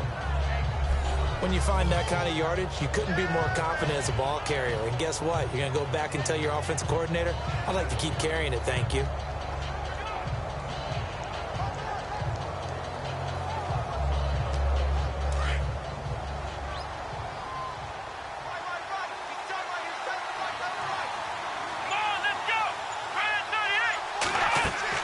They keep it on the ground. This time it's Miller. And he gets it down to the 32.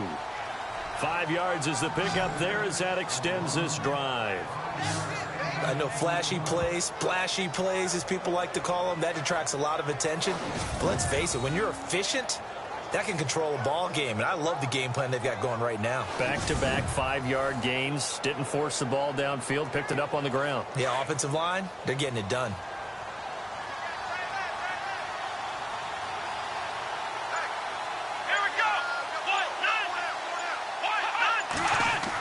They keep it with Miller on first down. It's a 6-yard pickup, and it gets him to 2nd and 4. Boy, where would these guys be without his performance on the ground? That puts him over 100 yards now for the afternoon, and I tell you, he seems to be getting stronger as the day goes along. Now, this will be the 9th play on this drive.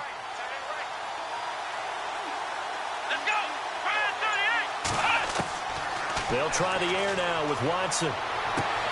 This will be caught inside the 10. And they've got it inside the 10 at the 8. Texans passing game in rhythm right now, picking up another first. So there on that play, offensively, they ran the crossing route. Defense was in zone coverage. So as a former DB, how tough is it to defend that? It's really difficult because your natural inclination is to chase the receiver and maybe leave your zone. So you have to have discipline in order to talk to your other coverage guys and let them know that that receiver's crossing from your zone to the next zone. He's coming your way. Make sure you have him.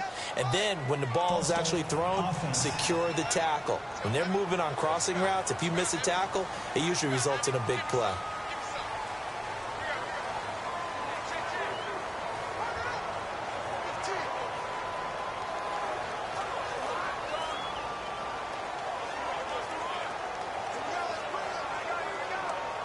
And this seemingly endless drive continues.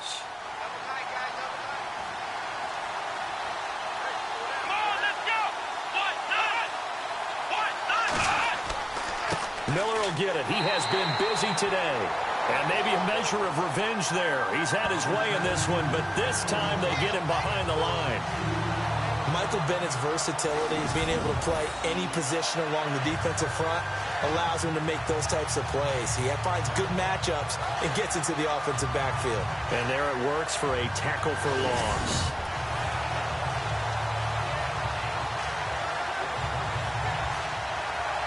So the defense has put them in a tough spot. It's 2nd and long.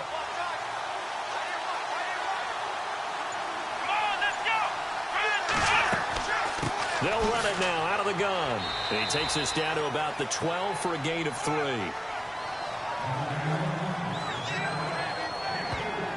Some of the most unselfish players on any football team, defensive tackles, because we ask them to just eat up blocks and allow other people to make tackles. But when he can make a play himself, as we just saw there, that's a big day. This offense 2 for 2 on 3rd downs on this drive. They're in for a tough test here, though. 3rd and long. Back to throw, Watson. And that is caught, but he will come down out of bounds, says the side judge, incomplete. I'm going to need some help with this one. How did he miss him? Wide open in the end zone. He's not hurried. He's not hit. And somehow, incomplete? Yeah. What happened? During film study, that's one where he's just going to shake his head, not be able to believe it. 6 points go by the wayside on that one. And the coach has decided to challenge this play. He has tossed down the red flag.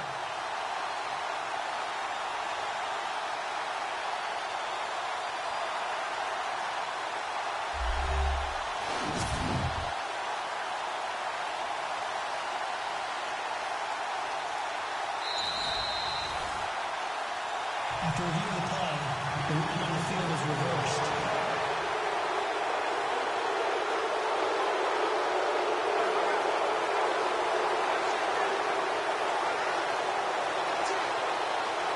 Point after here coming up.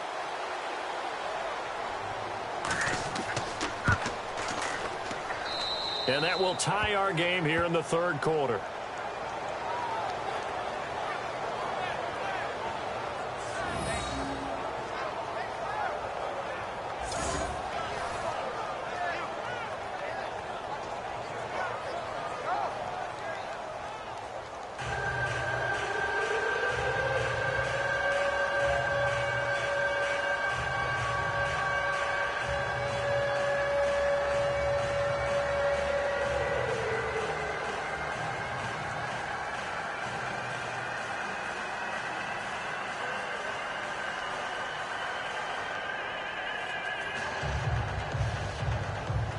So all square here in this 3rd quarter as the kick's away. This fielded at the 2. And nice work on the return as they'll start their drive just past the 30-yard line. Thomas Rawls getting ready to go here on offense. He's up over 100 yards, and he'll be looking to get in the end zone again. Has a tremendous nose for it, doesn't he? The ability to pile up yardage and find the end zone, that's the combination you want in your runner. That's a combination any coach wants, and we'll see if he can find that end zone once more.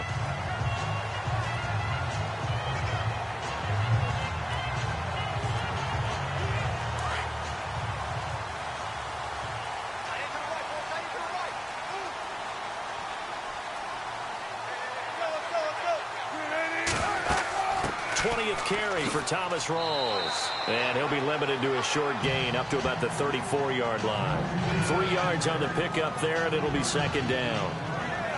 Well, they held him to a short gain on that one, and it almost felt like on that first run, they were trying to just throw the jab at him. So how do you stop a jab? Get closer and smother it, just as they did on that last play.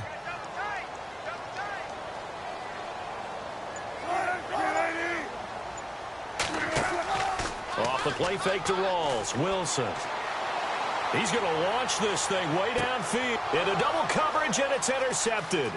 Picked off by Andre Howell. And a great return as he takes this up just shy of the 45. Well, that's a drive killer right there. Not a really confident throw either. This one was kind of up for grabs, and it's going to come down the hands of the wrong team.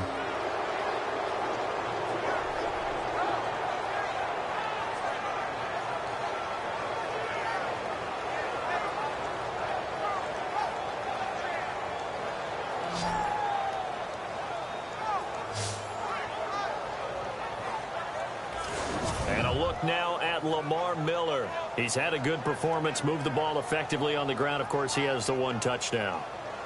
And when you're able to move it as effectively as you've described, that leads to finding a way into the end zone, and now he's just trying to do it for a second time. And, of course, with that comes additional yardage. Yeah, looking for additional yardage, and again, that second score here in the third quarter.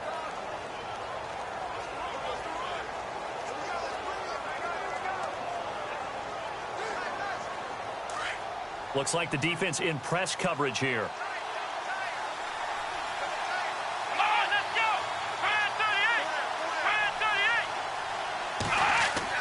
38! After the interception, here's Watson. And his throw here's incomplete. Well, that incompletion gives us an opportunity to talk about what some people dubbed Shutout Sunday this last week in the NFL. Well, we have 3 shutouts that we saw? Yeah, for the first time since 2012, matched the total number of shutouts all of last season. How about Denver getting shut out by the Chargers? That's the first shutout for the Broncos since 1992, 394 games worth. So that's a big deal. The Colts, goose egg against Jacksonville. Jacksonville also put 10 sacks on them in that game. And the Cardinals went all the way to London, Twickenham Stadium, in fact, to get shut out by their division rival, LA Rams. Defenses reign supreme. Miller, a big hit. Knocked down sideways right there at the 43. It'll be a loss of a yard, and that'll bring up a 3rd and 11 situation. Well, he had 2 sacks earlier. Now he has 4 total tackles for a loss after that play. Well, they obviously have to do a better job trying to block it. But short of that, you know what the quarterback has to do? Make sure he doesn't hand it to him when he's back there thinking he's one of his own guys. His quickness, his suddenness, his speed getting into the offense's backfield has been something else in this game. Let's go! 38! On 3rd down, Watson. He finds his target, Fuller. And he's going to have a first down as he's brought down at the 44-yard line. A fresh set of downs on a gain of 13 there for the Texans.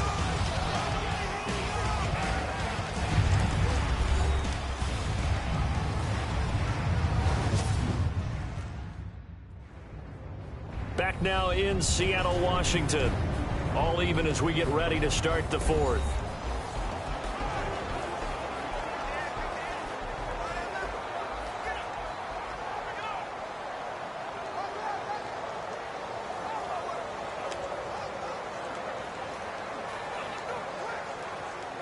Offense comes to the line now, 1st and 10.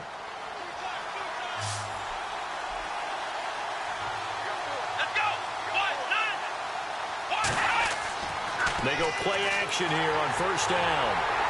And no escaping this time as he'll go down. They got him for a sack. Jaron Reed with a great push up front. He picks up the sack and a loss of 8. And plays like that really hurt play calling. They had a really nice gain on the previous play, but gave about half the yardage back on the sack. Excellent pressure up front. Nowhere to go with the football. Down he goes.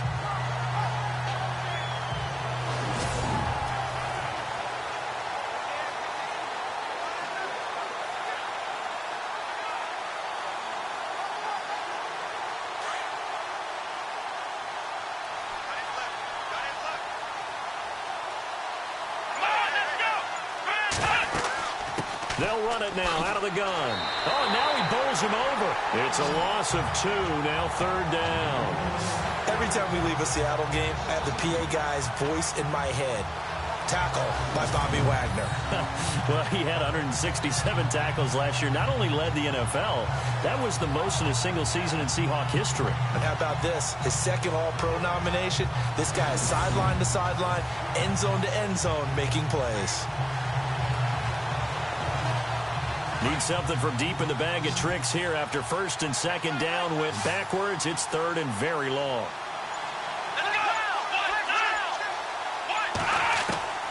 Out of the gun, Watson. And he's got it over the middle, Fedorowicz. And he'll be shoved to the turf that time. It's a 15-yard pickup, but it'll lead to a 4th down. I don't know how many times, not just in my playing career, but you and I working together, have we ever heard a coach say, I just don't have that play on my call sheet. And that's really what we had here. That was a big hole they were trying to get out of. Yeah, big gain, still a ways to go, though. Here's Shane Leckler now as he's on to punt for Houston.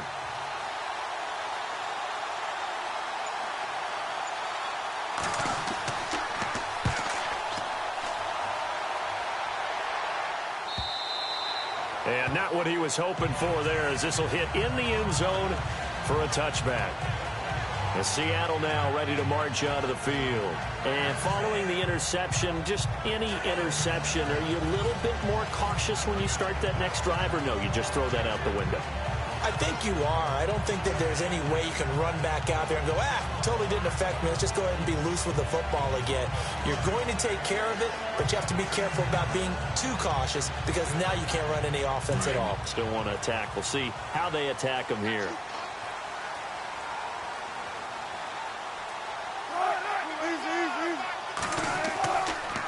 They'll hand to Rawls, and he'll be brought down here at the 28. A good run there on 1st down, and it'll leave him with a 2nd and 2. Another good run for him. What else is new? That'll put him right at 150 yards for the game, so he's really made his presence felt in this one.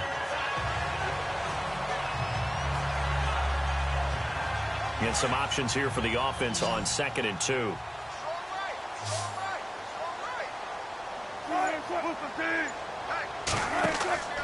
Now it's Wilson. He hits Baldwin right side. No gain that time on the completion, and it'll be 3rd down. Brandon, just mark that under the category of just not successful. Trying to throw the ball, just didn't work on that one. Completed it. No yardage.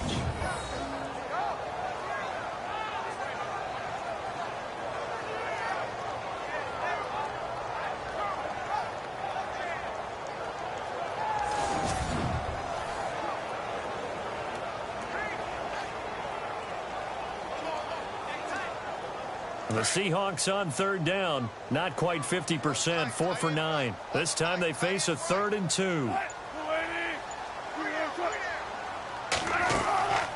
They'll run it now out of the gun.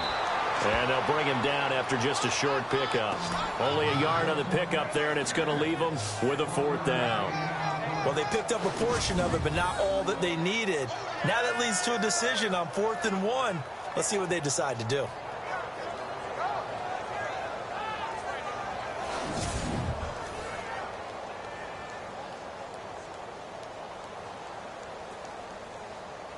Here's John Ryan now. Remember, though, he did have one blocked earlier.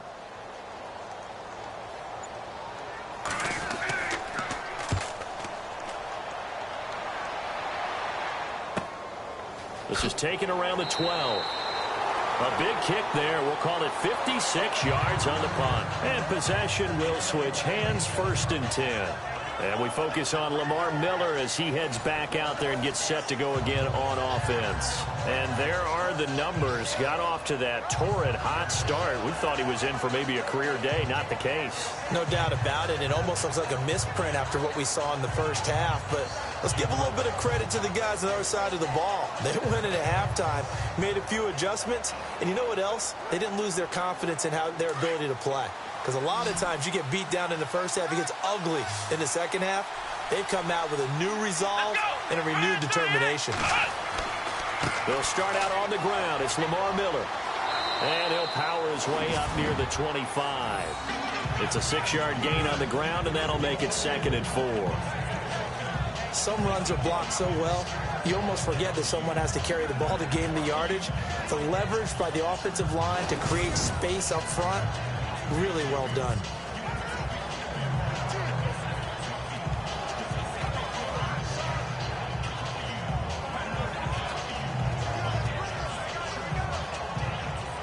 Second down and 4.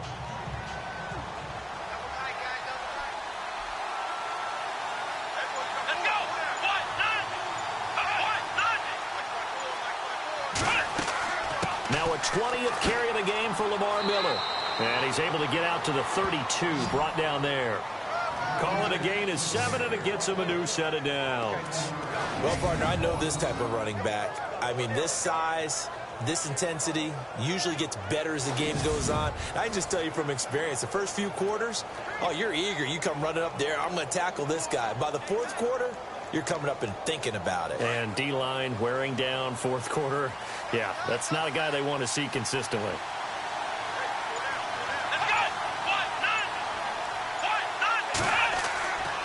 A handoff running left is Miller. And maybe a measure of revenge there. He's had his way in this one, but this time they get him behind the line. That'll be a loss of 4 yards on the play. And it'll bring up a 2nd and 14. I don't know about you, partner, but I'm rubbing my eyes after that play. Did we just see that runner not get yardage? A big-time play by the defense. It does happen occasionally, even against the best running backs who are having big days. Offense needs something here on 2nd down. It is 2nd and long.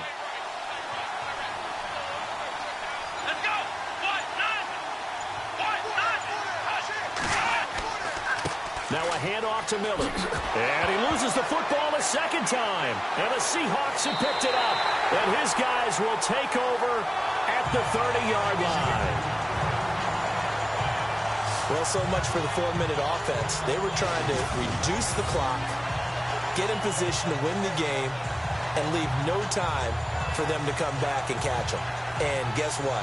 They turned the ball over. Yeah, I mean, they had it all set up for themselves, and they let it get away. The Seahawks offense now, they get ready to come back onto the field. They were forced to punt last time, and I doubt sincerely that they'll have to punt here because they're gifted with terrific field position. I don't even want to think about the idea that they would end up punting starting with this type of field position. Neither do they. Great starting spot, great opportunity to run your full playbook. If they want to take a shot here, they can go ahead and do it. And a great spot to start this drive from here.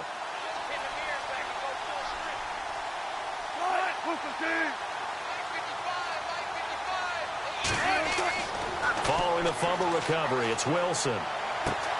Throwing the out route incomplete. It's Baldwin. And down inside the 15, shy of the 10. They got 18 yards out of that one, and it gets them a new set of downs. Right after the turnover, they come out throwing. And that means it's a sudden change situation. We used to practice it on defense. Sudden change, get out there, stop the offense. But you typically run out there a little bit unsettled. I think that's why he came right out throwing the football, hoping to catch him off balance. And he did.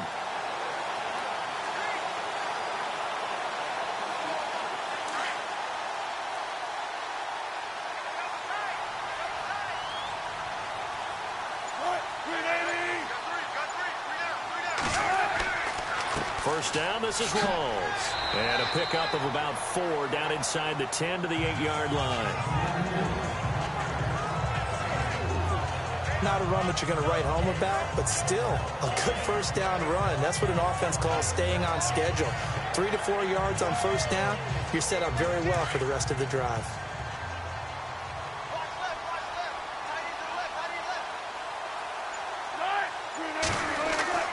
On second down, here's Wilson. This will be caught just inside the 10. And he'll be brought down this time at the 5-yard line. It'll be a 3-yard gain. And all of a sudden here, it's third down. Now, that's often a surprise for the defensive guys when they see the big fella slide out of the backfield and catch the ball. Not something they usually go over in practice very often.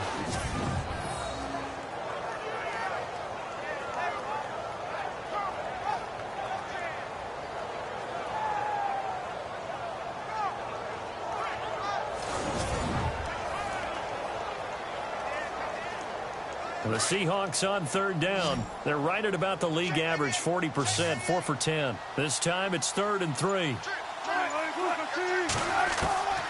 From the shotgun, Wilson. He dropped it. Couldn't hang on in the end zone. So no 6 points, incomplete. I know every offense wants to start their snaps closer to the goal line, but it's actually harder to throw the ball in those situations. You throw into that tight coverage, you see what happens. Hard to get the ball in there. Not enough space there. Lucky maybe that it wasn't intercepted.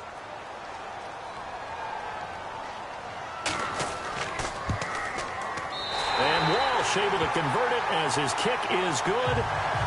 And that will break our tie and give them a 3-point lead. So the drive here ends with a field goal, and that does give them the lead, but this one is still a long ways from over.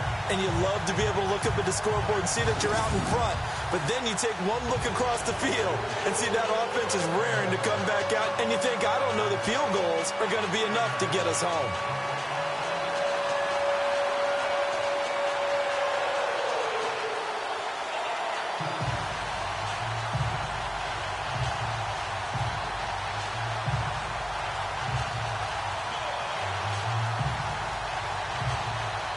Now after the made field goal, Walsh back out to kick it away. This fielded at the 2. And he'll take it up past the 25 to the 26-yard line.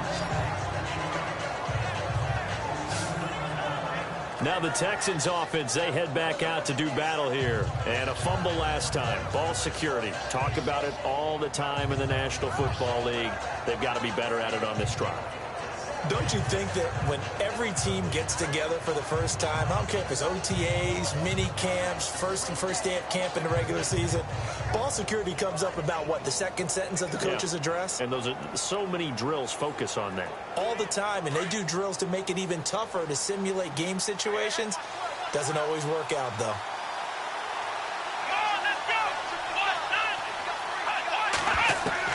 Now a first down throw, Watson. And that's complete. It's Allington. A good pickup there. 8 yards on the first down completion.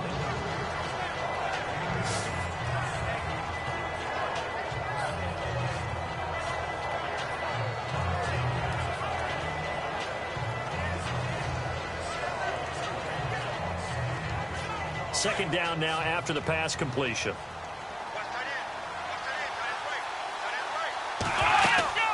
Watson hands to Miller on the draw. And for one of the few times here today, this run's not going to go anywhere. Call it no gain that time as it's going to leave him with a 3rd and about 3 to go. And that's one of the few times they've been able to contain him. He's had a heck of a game, and maybe he's getting a little bit tired from how many times he's carried the ball. But I always think back to what all those old coaches say. The ball's not that heavy. Keep carrying it, kid.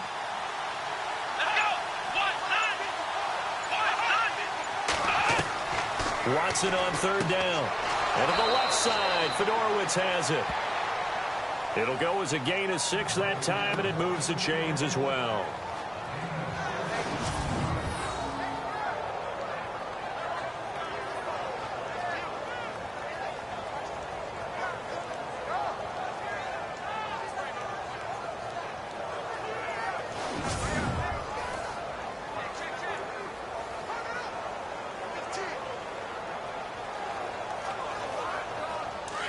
Looking to jam the receivers at the line here. Press coverage look defensively. Here we go.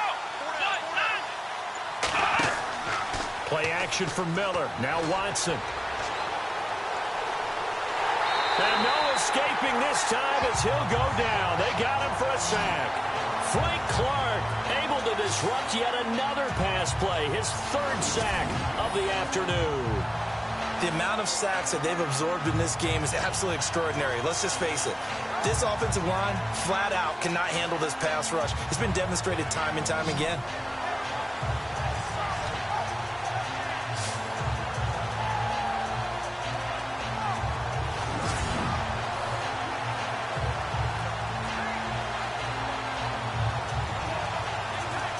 So the D gets the sack on first, and now it brings up second down.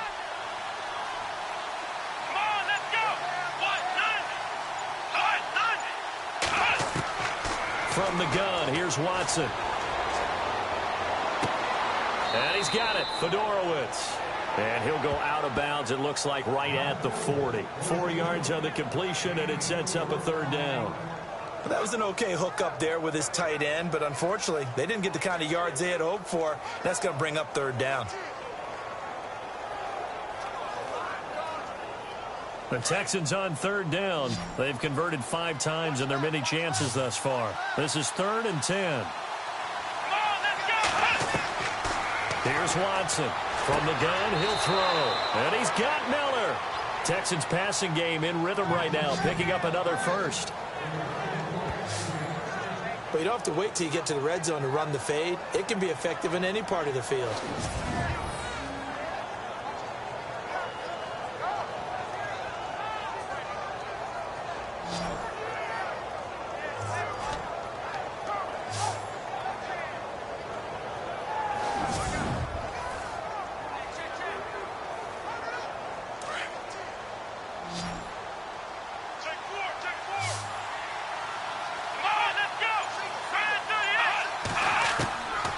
First down, Watson. He couldn't quite hold it. Got hit. Ball pops out, incomplete. My high school coach, John Ford, used to say all the time, if you're in a bad situation, laddie, don't compound it with a bad decision as well. And I think that's what we just saw there. Harassed in the pocket, and he throws into double coverage anyway. He called you laddie? He called me laddie, and that was the nicest thing he called me. Second down following the incompletion.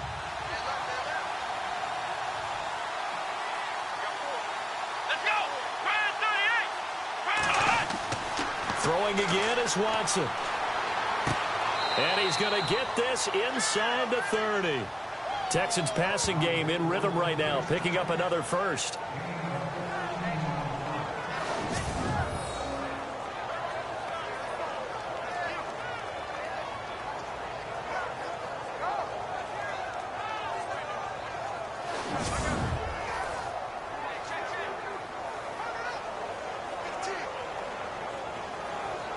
And the 8th play on this drive coming up. Let's go! Brand 38! Watson on first down. And he's in. Touchdown, Houston. Will Fuller, 29 yards. And the Texans have taken the lead here in the 4th quarter. And how about that, giving us our 5th lead change of the game? It's been back and forth. No doubt about it, and right now, they're ahead, but they can't relax at all because if we've had 5 lead changes, I'm kind of betting on a 6th. Yeah, we might see a 6th. The call is to go for 1 and kick the extra point.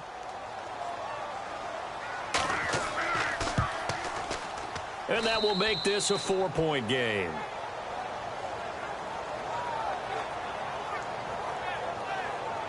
A good drive that time as they go 9 plays in all. And it results in the Texans finding the end zone.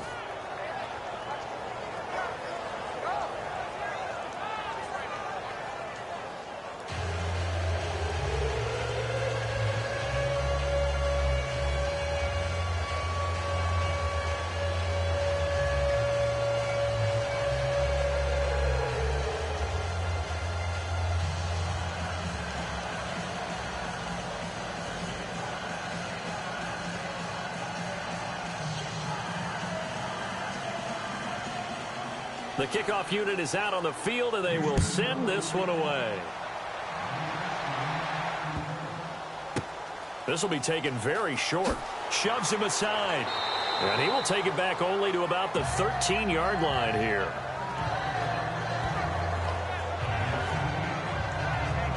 The Seattle now ready to march out of the field. And after the field goal last time, we'll see what they can get here. At least they got points out of the last drive, Charles. I've never met an offensive coach that didn't want to drive to end with a kick. Most of them wanted to end with a PAT, right? In this case, a field goal, they'll take it. Way better than the alternative, which is a punt. Yeah, but you met fan bases that wanted that, that weren't happy with that field goal. I haven't met a fan base yet that wants to drive to end with a kick other than the extra point. That's it.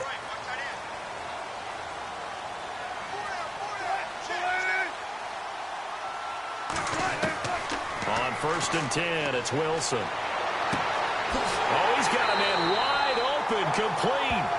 And he's brought down after a good gain.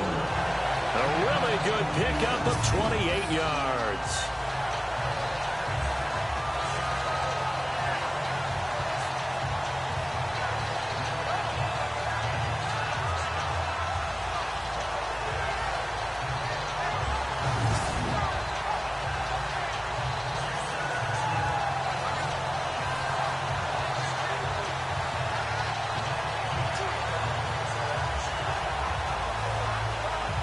And, of course, the quarterback in this situation, he's realizing time is becoming a factor.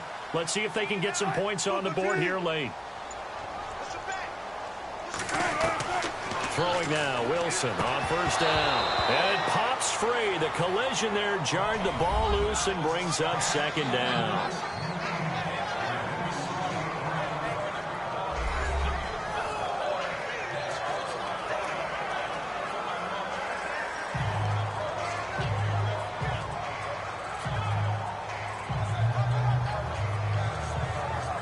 And leading here late, so a chance for the defense to really close out this game if they can halt the offense.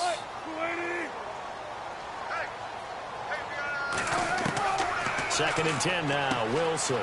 He's going to leave this for his running back. It's complete. And he'll be brought down, losing yardage back at the 40.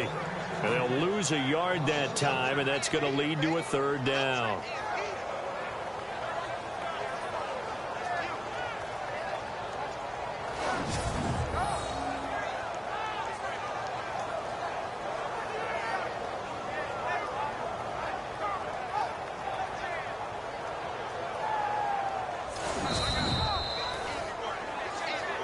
Time for a break.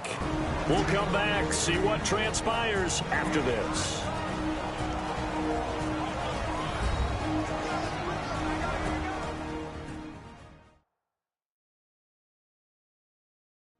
So it's Seahawks as we march toward a conclusion. They face a critical third down now, needing a score here in the late going.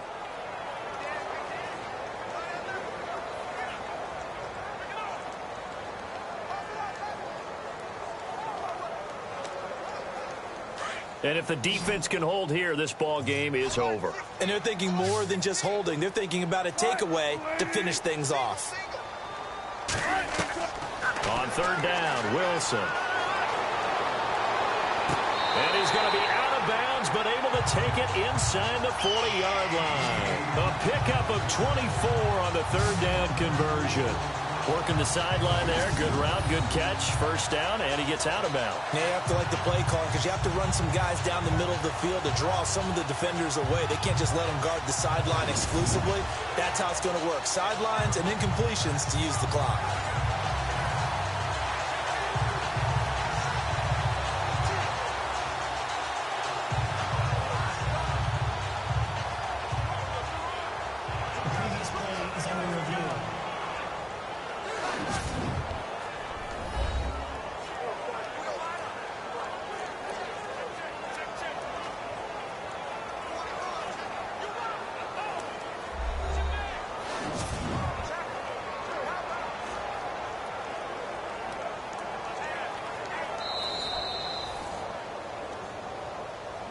After review of the play, the ruling on the field stands.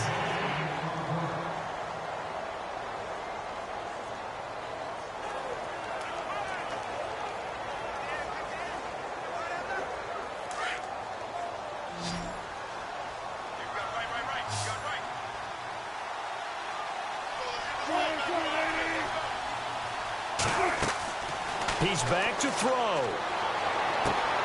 That is caught inside the 5. And all the way in, touchdown Seattle. Tyler Lockett, 36 yards.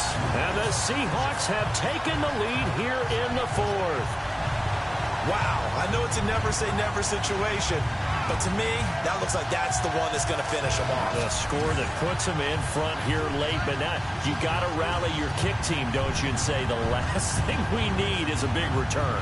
And what happens is guys get overeager, get out of their lane because they're so excited they want to make the last tackle.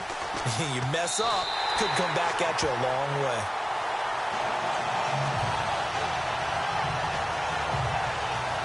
Five plays there on that drive. And the Seahawks capping it off with a touchdown.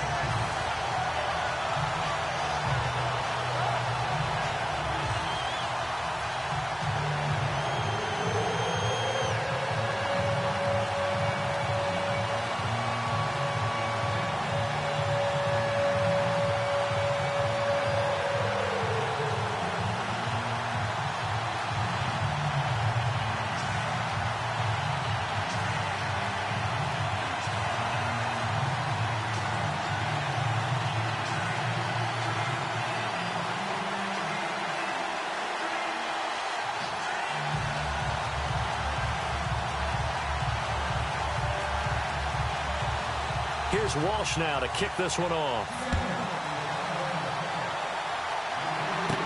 Fielded about a yard deep. And the decision to bring it out, a good one, as he's up a yard or two shy of the 30. And now out comes Houston. And for them, a touchdown their last go-around. Obviously, they'll be hoping to do that again. And when you start plotting for this drive, when you start thinking to yourself, okay, what are we going to do? You don't go away from what you did before because that worked, but you have to be prepared for wrinkles and counters because you know they'll make some adjustments.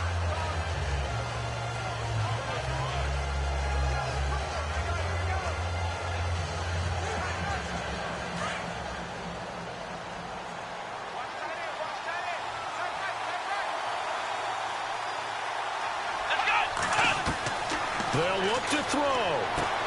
The hook up on the right side to Hopkins. And able to get this one across the 45 before he's brought down. And the play goes for 19 yards. Gives him a new set of downs. Back to throw. Now a desperation throw deep downfield. And it drops down incomplete. Thought he might have had it. Instead, second down. Fair to say the secondary play, whichever side you're on, hasn't really been a glowing exhibition so far, but a nice job there to prevent a long completion. I agree with you, but at some point, someone had to make a play and try and stop this exhibition of almost speed racing that we've been watching, huh? Yeah, it has been quarterback and receiver dominated.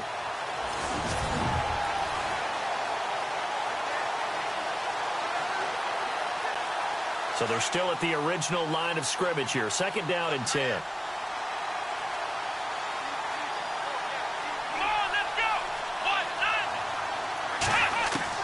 He'll look to throw. And he can't get a throw off. He's taken down. What a huge play at this point in the game.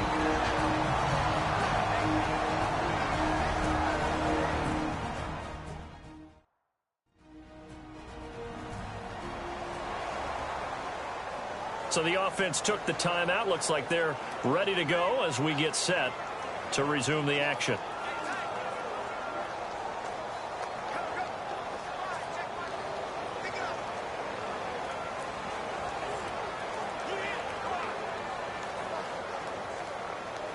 Gonna need something special here on 3rd and long. After that sack, what does Watson have in his arsenal? Come on, let's go! Back to throw.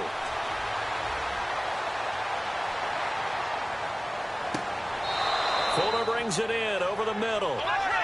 A very solid gain of 27. First down now, but the clock continues to move. Now it's Watson. Ellington has it, middle of the field. And he gets this one all the way down inside the 15. A very solid gain of 27. Watson. His throw incomplete. Deontay Foreman, the intended target, out of the backfield. And that'll bring up second down.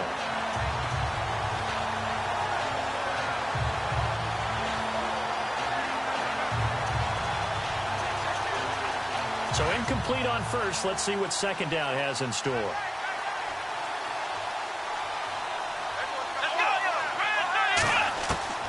Now Watson.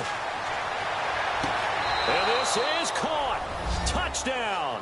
And they've taken the lead here in the final minute. So many practices we watched over time where the offense works on scoring late in the game and finding a way to win, as we just saw there. Just saw it right there. Now can they preserve that advantage that they just got?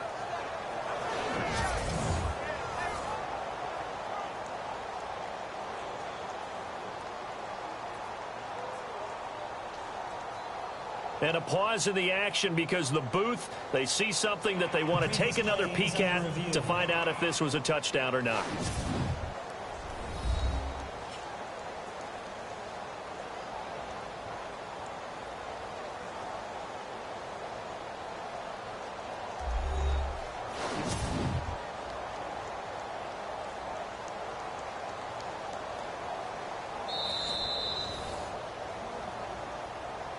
After review of the play, the ruling on the field stands.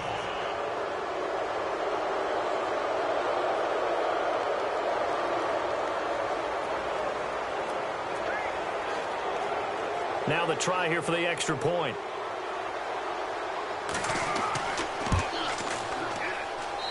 And that will make this a 4-point game.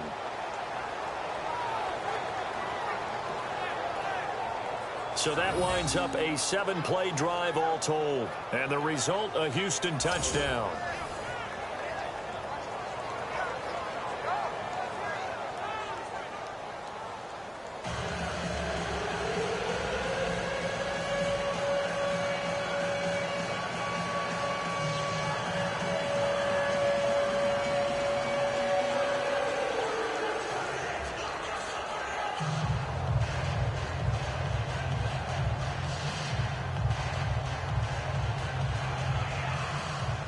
Set now to kick this one away, and off it goes.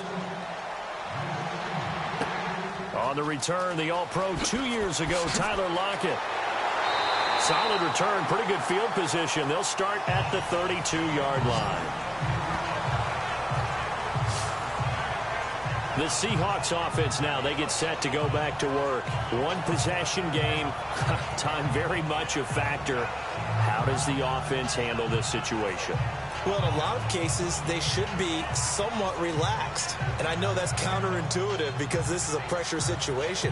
But this is Friday practice every week of the season. You go over this situation, having to go downfield, limited timeouts, got to get out of bounds and keep the drive going and set yourself up. Defensively, you can't just lay back and let them do whatever they want. So it is a cat-and-mouse deal here. How much pressure will the defense bring, and how much pressure can the offense handle? We're going to find out. Throwing over the middle, and it's incomplete. There have been quite a few plays they might look back on and say, we really have hurt ourselves, and that was another example. And this is late-game execution. Everything on the line, so it all has to come together properly. The throw's made. Where's the catch? Got to catch in that spot.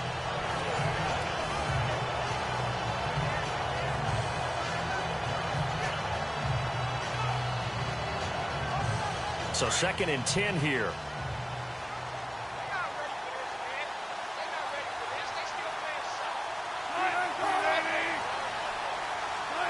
False start there. That will set the offense back 5 yards. Brandon, the lineman certainly flinched there before the snap. A good call. Offense.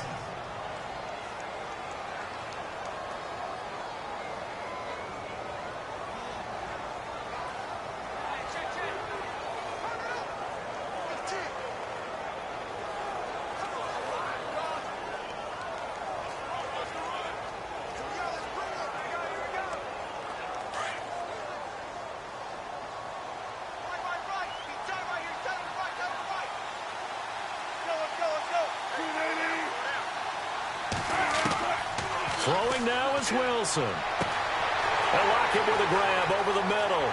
The 20. And he'll be down deep in Houston territory. Now holding everything here, we're going to get a timeout by the offense as the clock stops with 23 seconds to go in the game.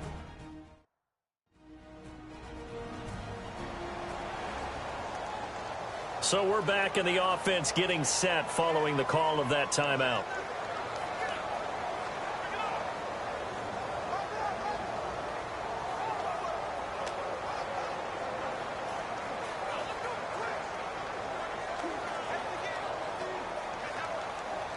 So after that big gain, let's see what else the offense has up its sleeve.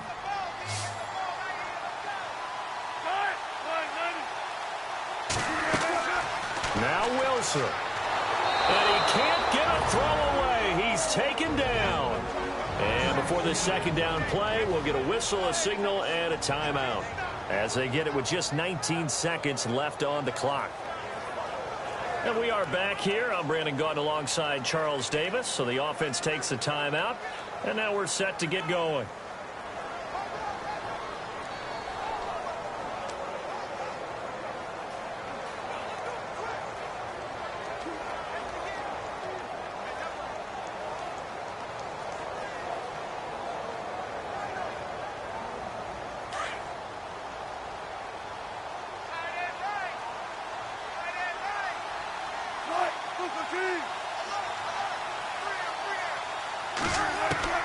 Wilson to throw.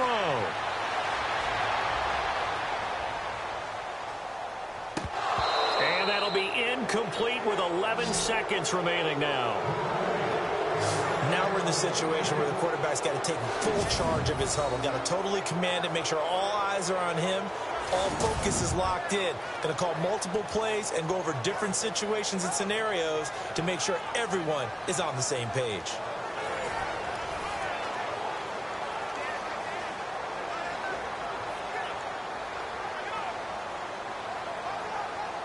An extra DB defensively here. Big stop needed on 3rd and goal. He may be a blitzer. Here's Wilson. He'll dump it off to Procise. And whistles, and they take their final timeout with 7 seconds left.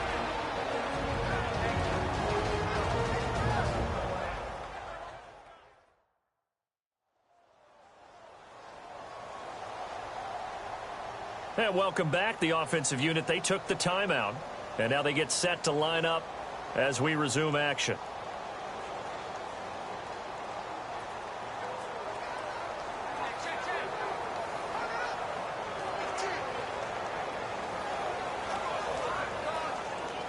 Likely the play of the game here, trailing in the final quarter and going for it on 4th and goal.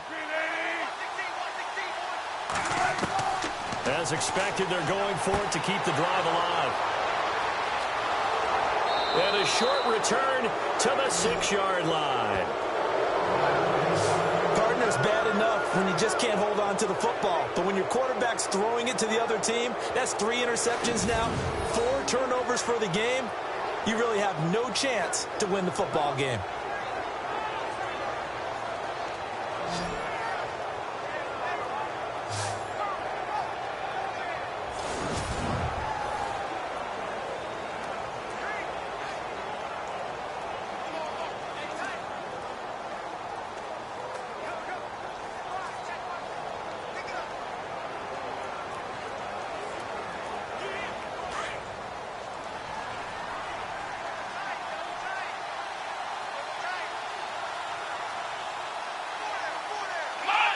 Down to a knee here as the Texans look to let the clock roll.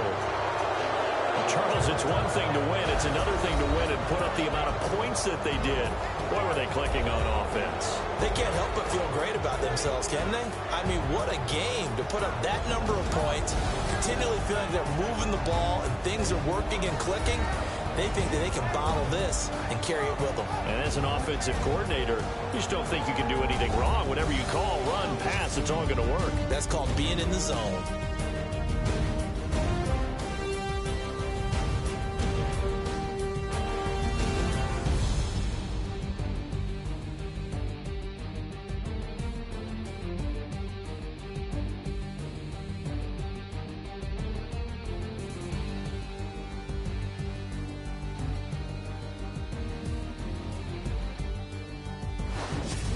So that'll do it for us. For my partner, Charles Davis, and all the hard-working men and women on our crew, I'm Brandon Gaudin. You've been watching the NFL right here on EA Sports.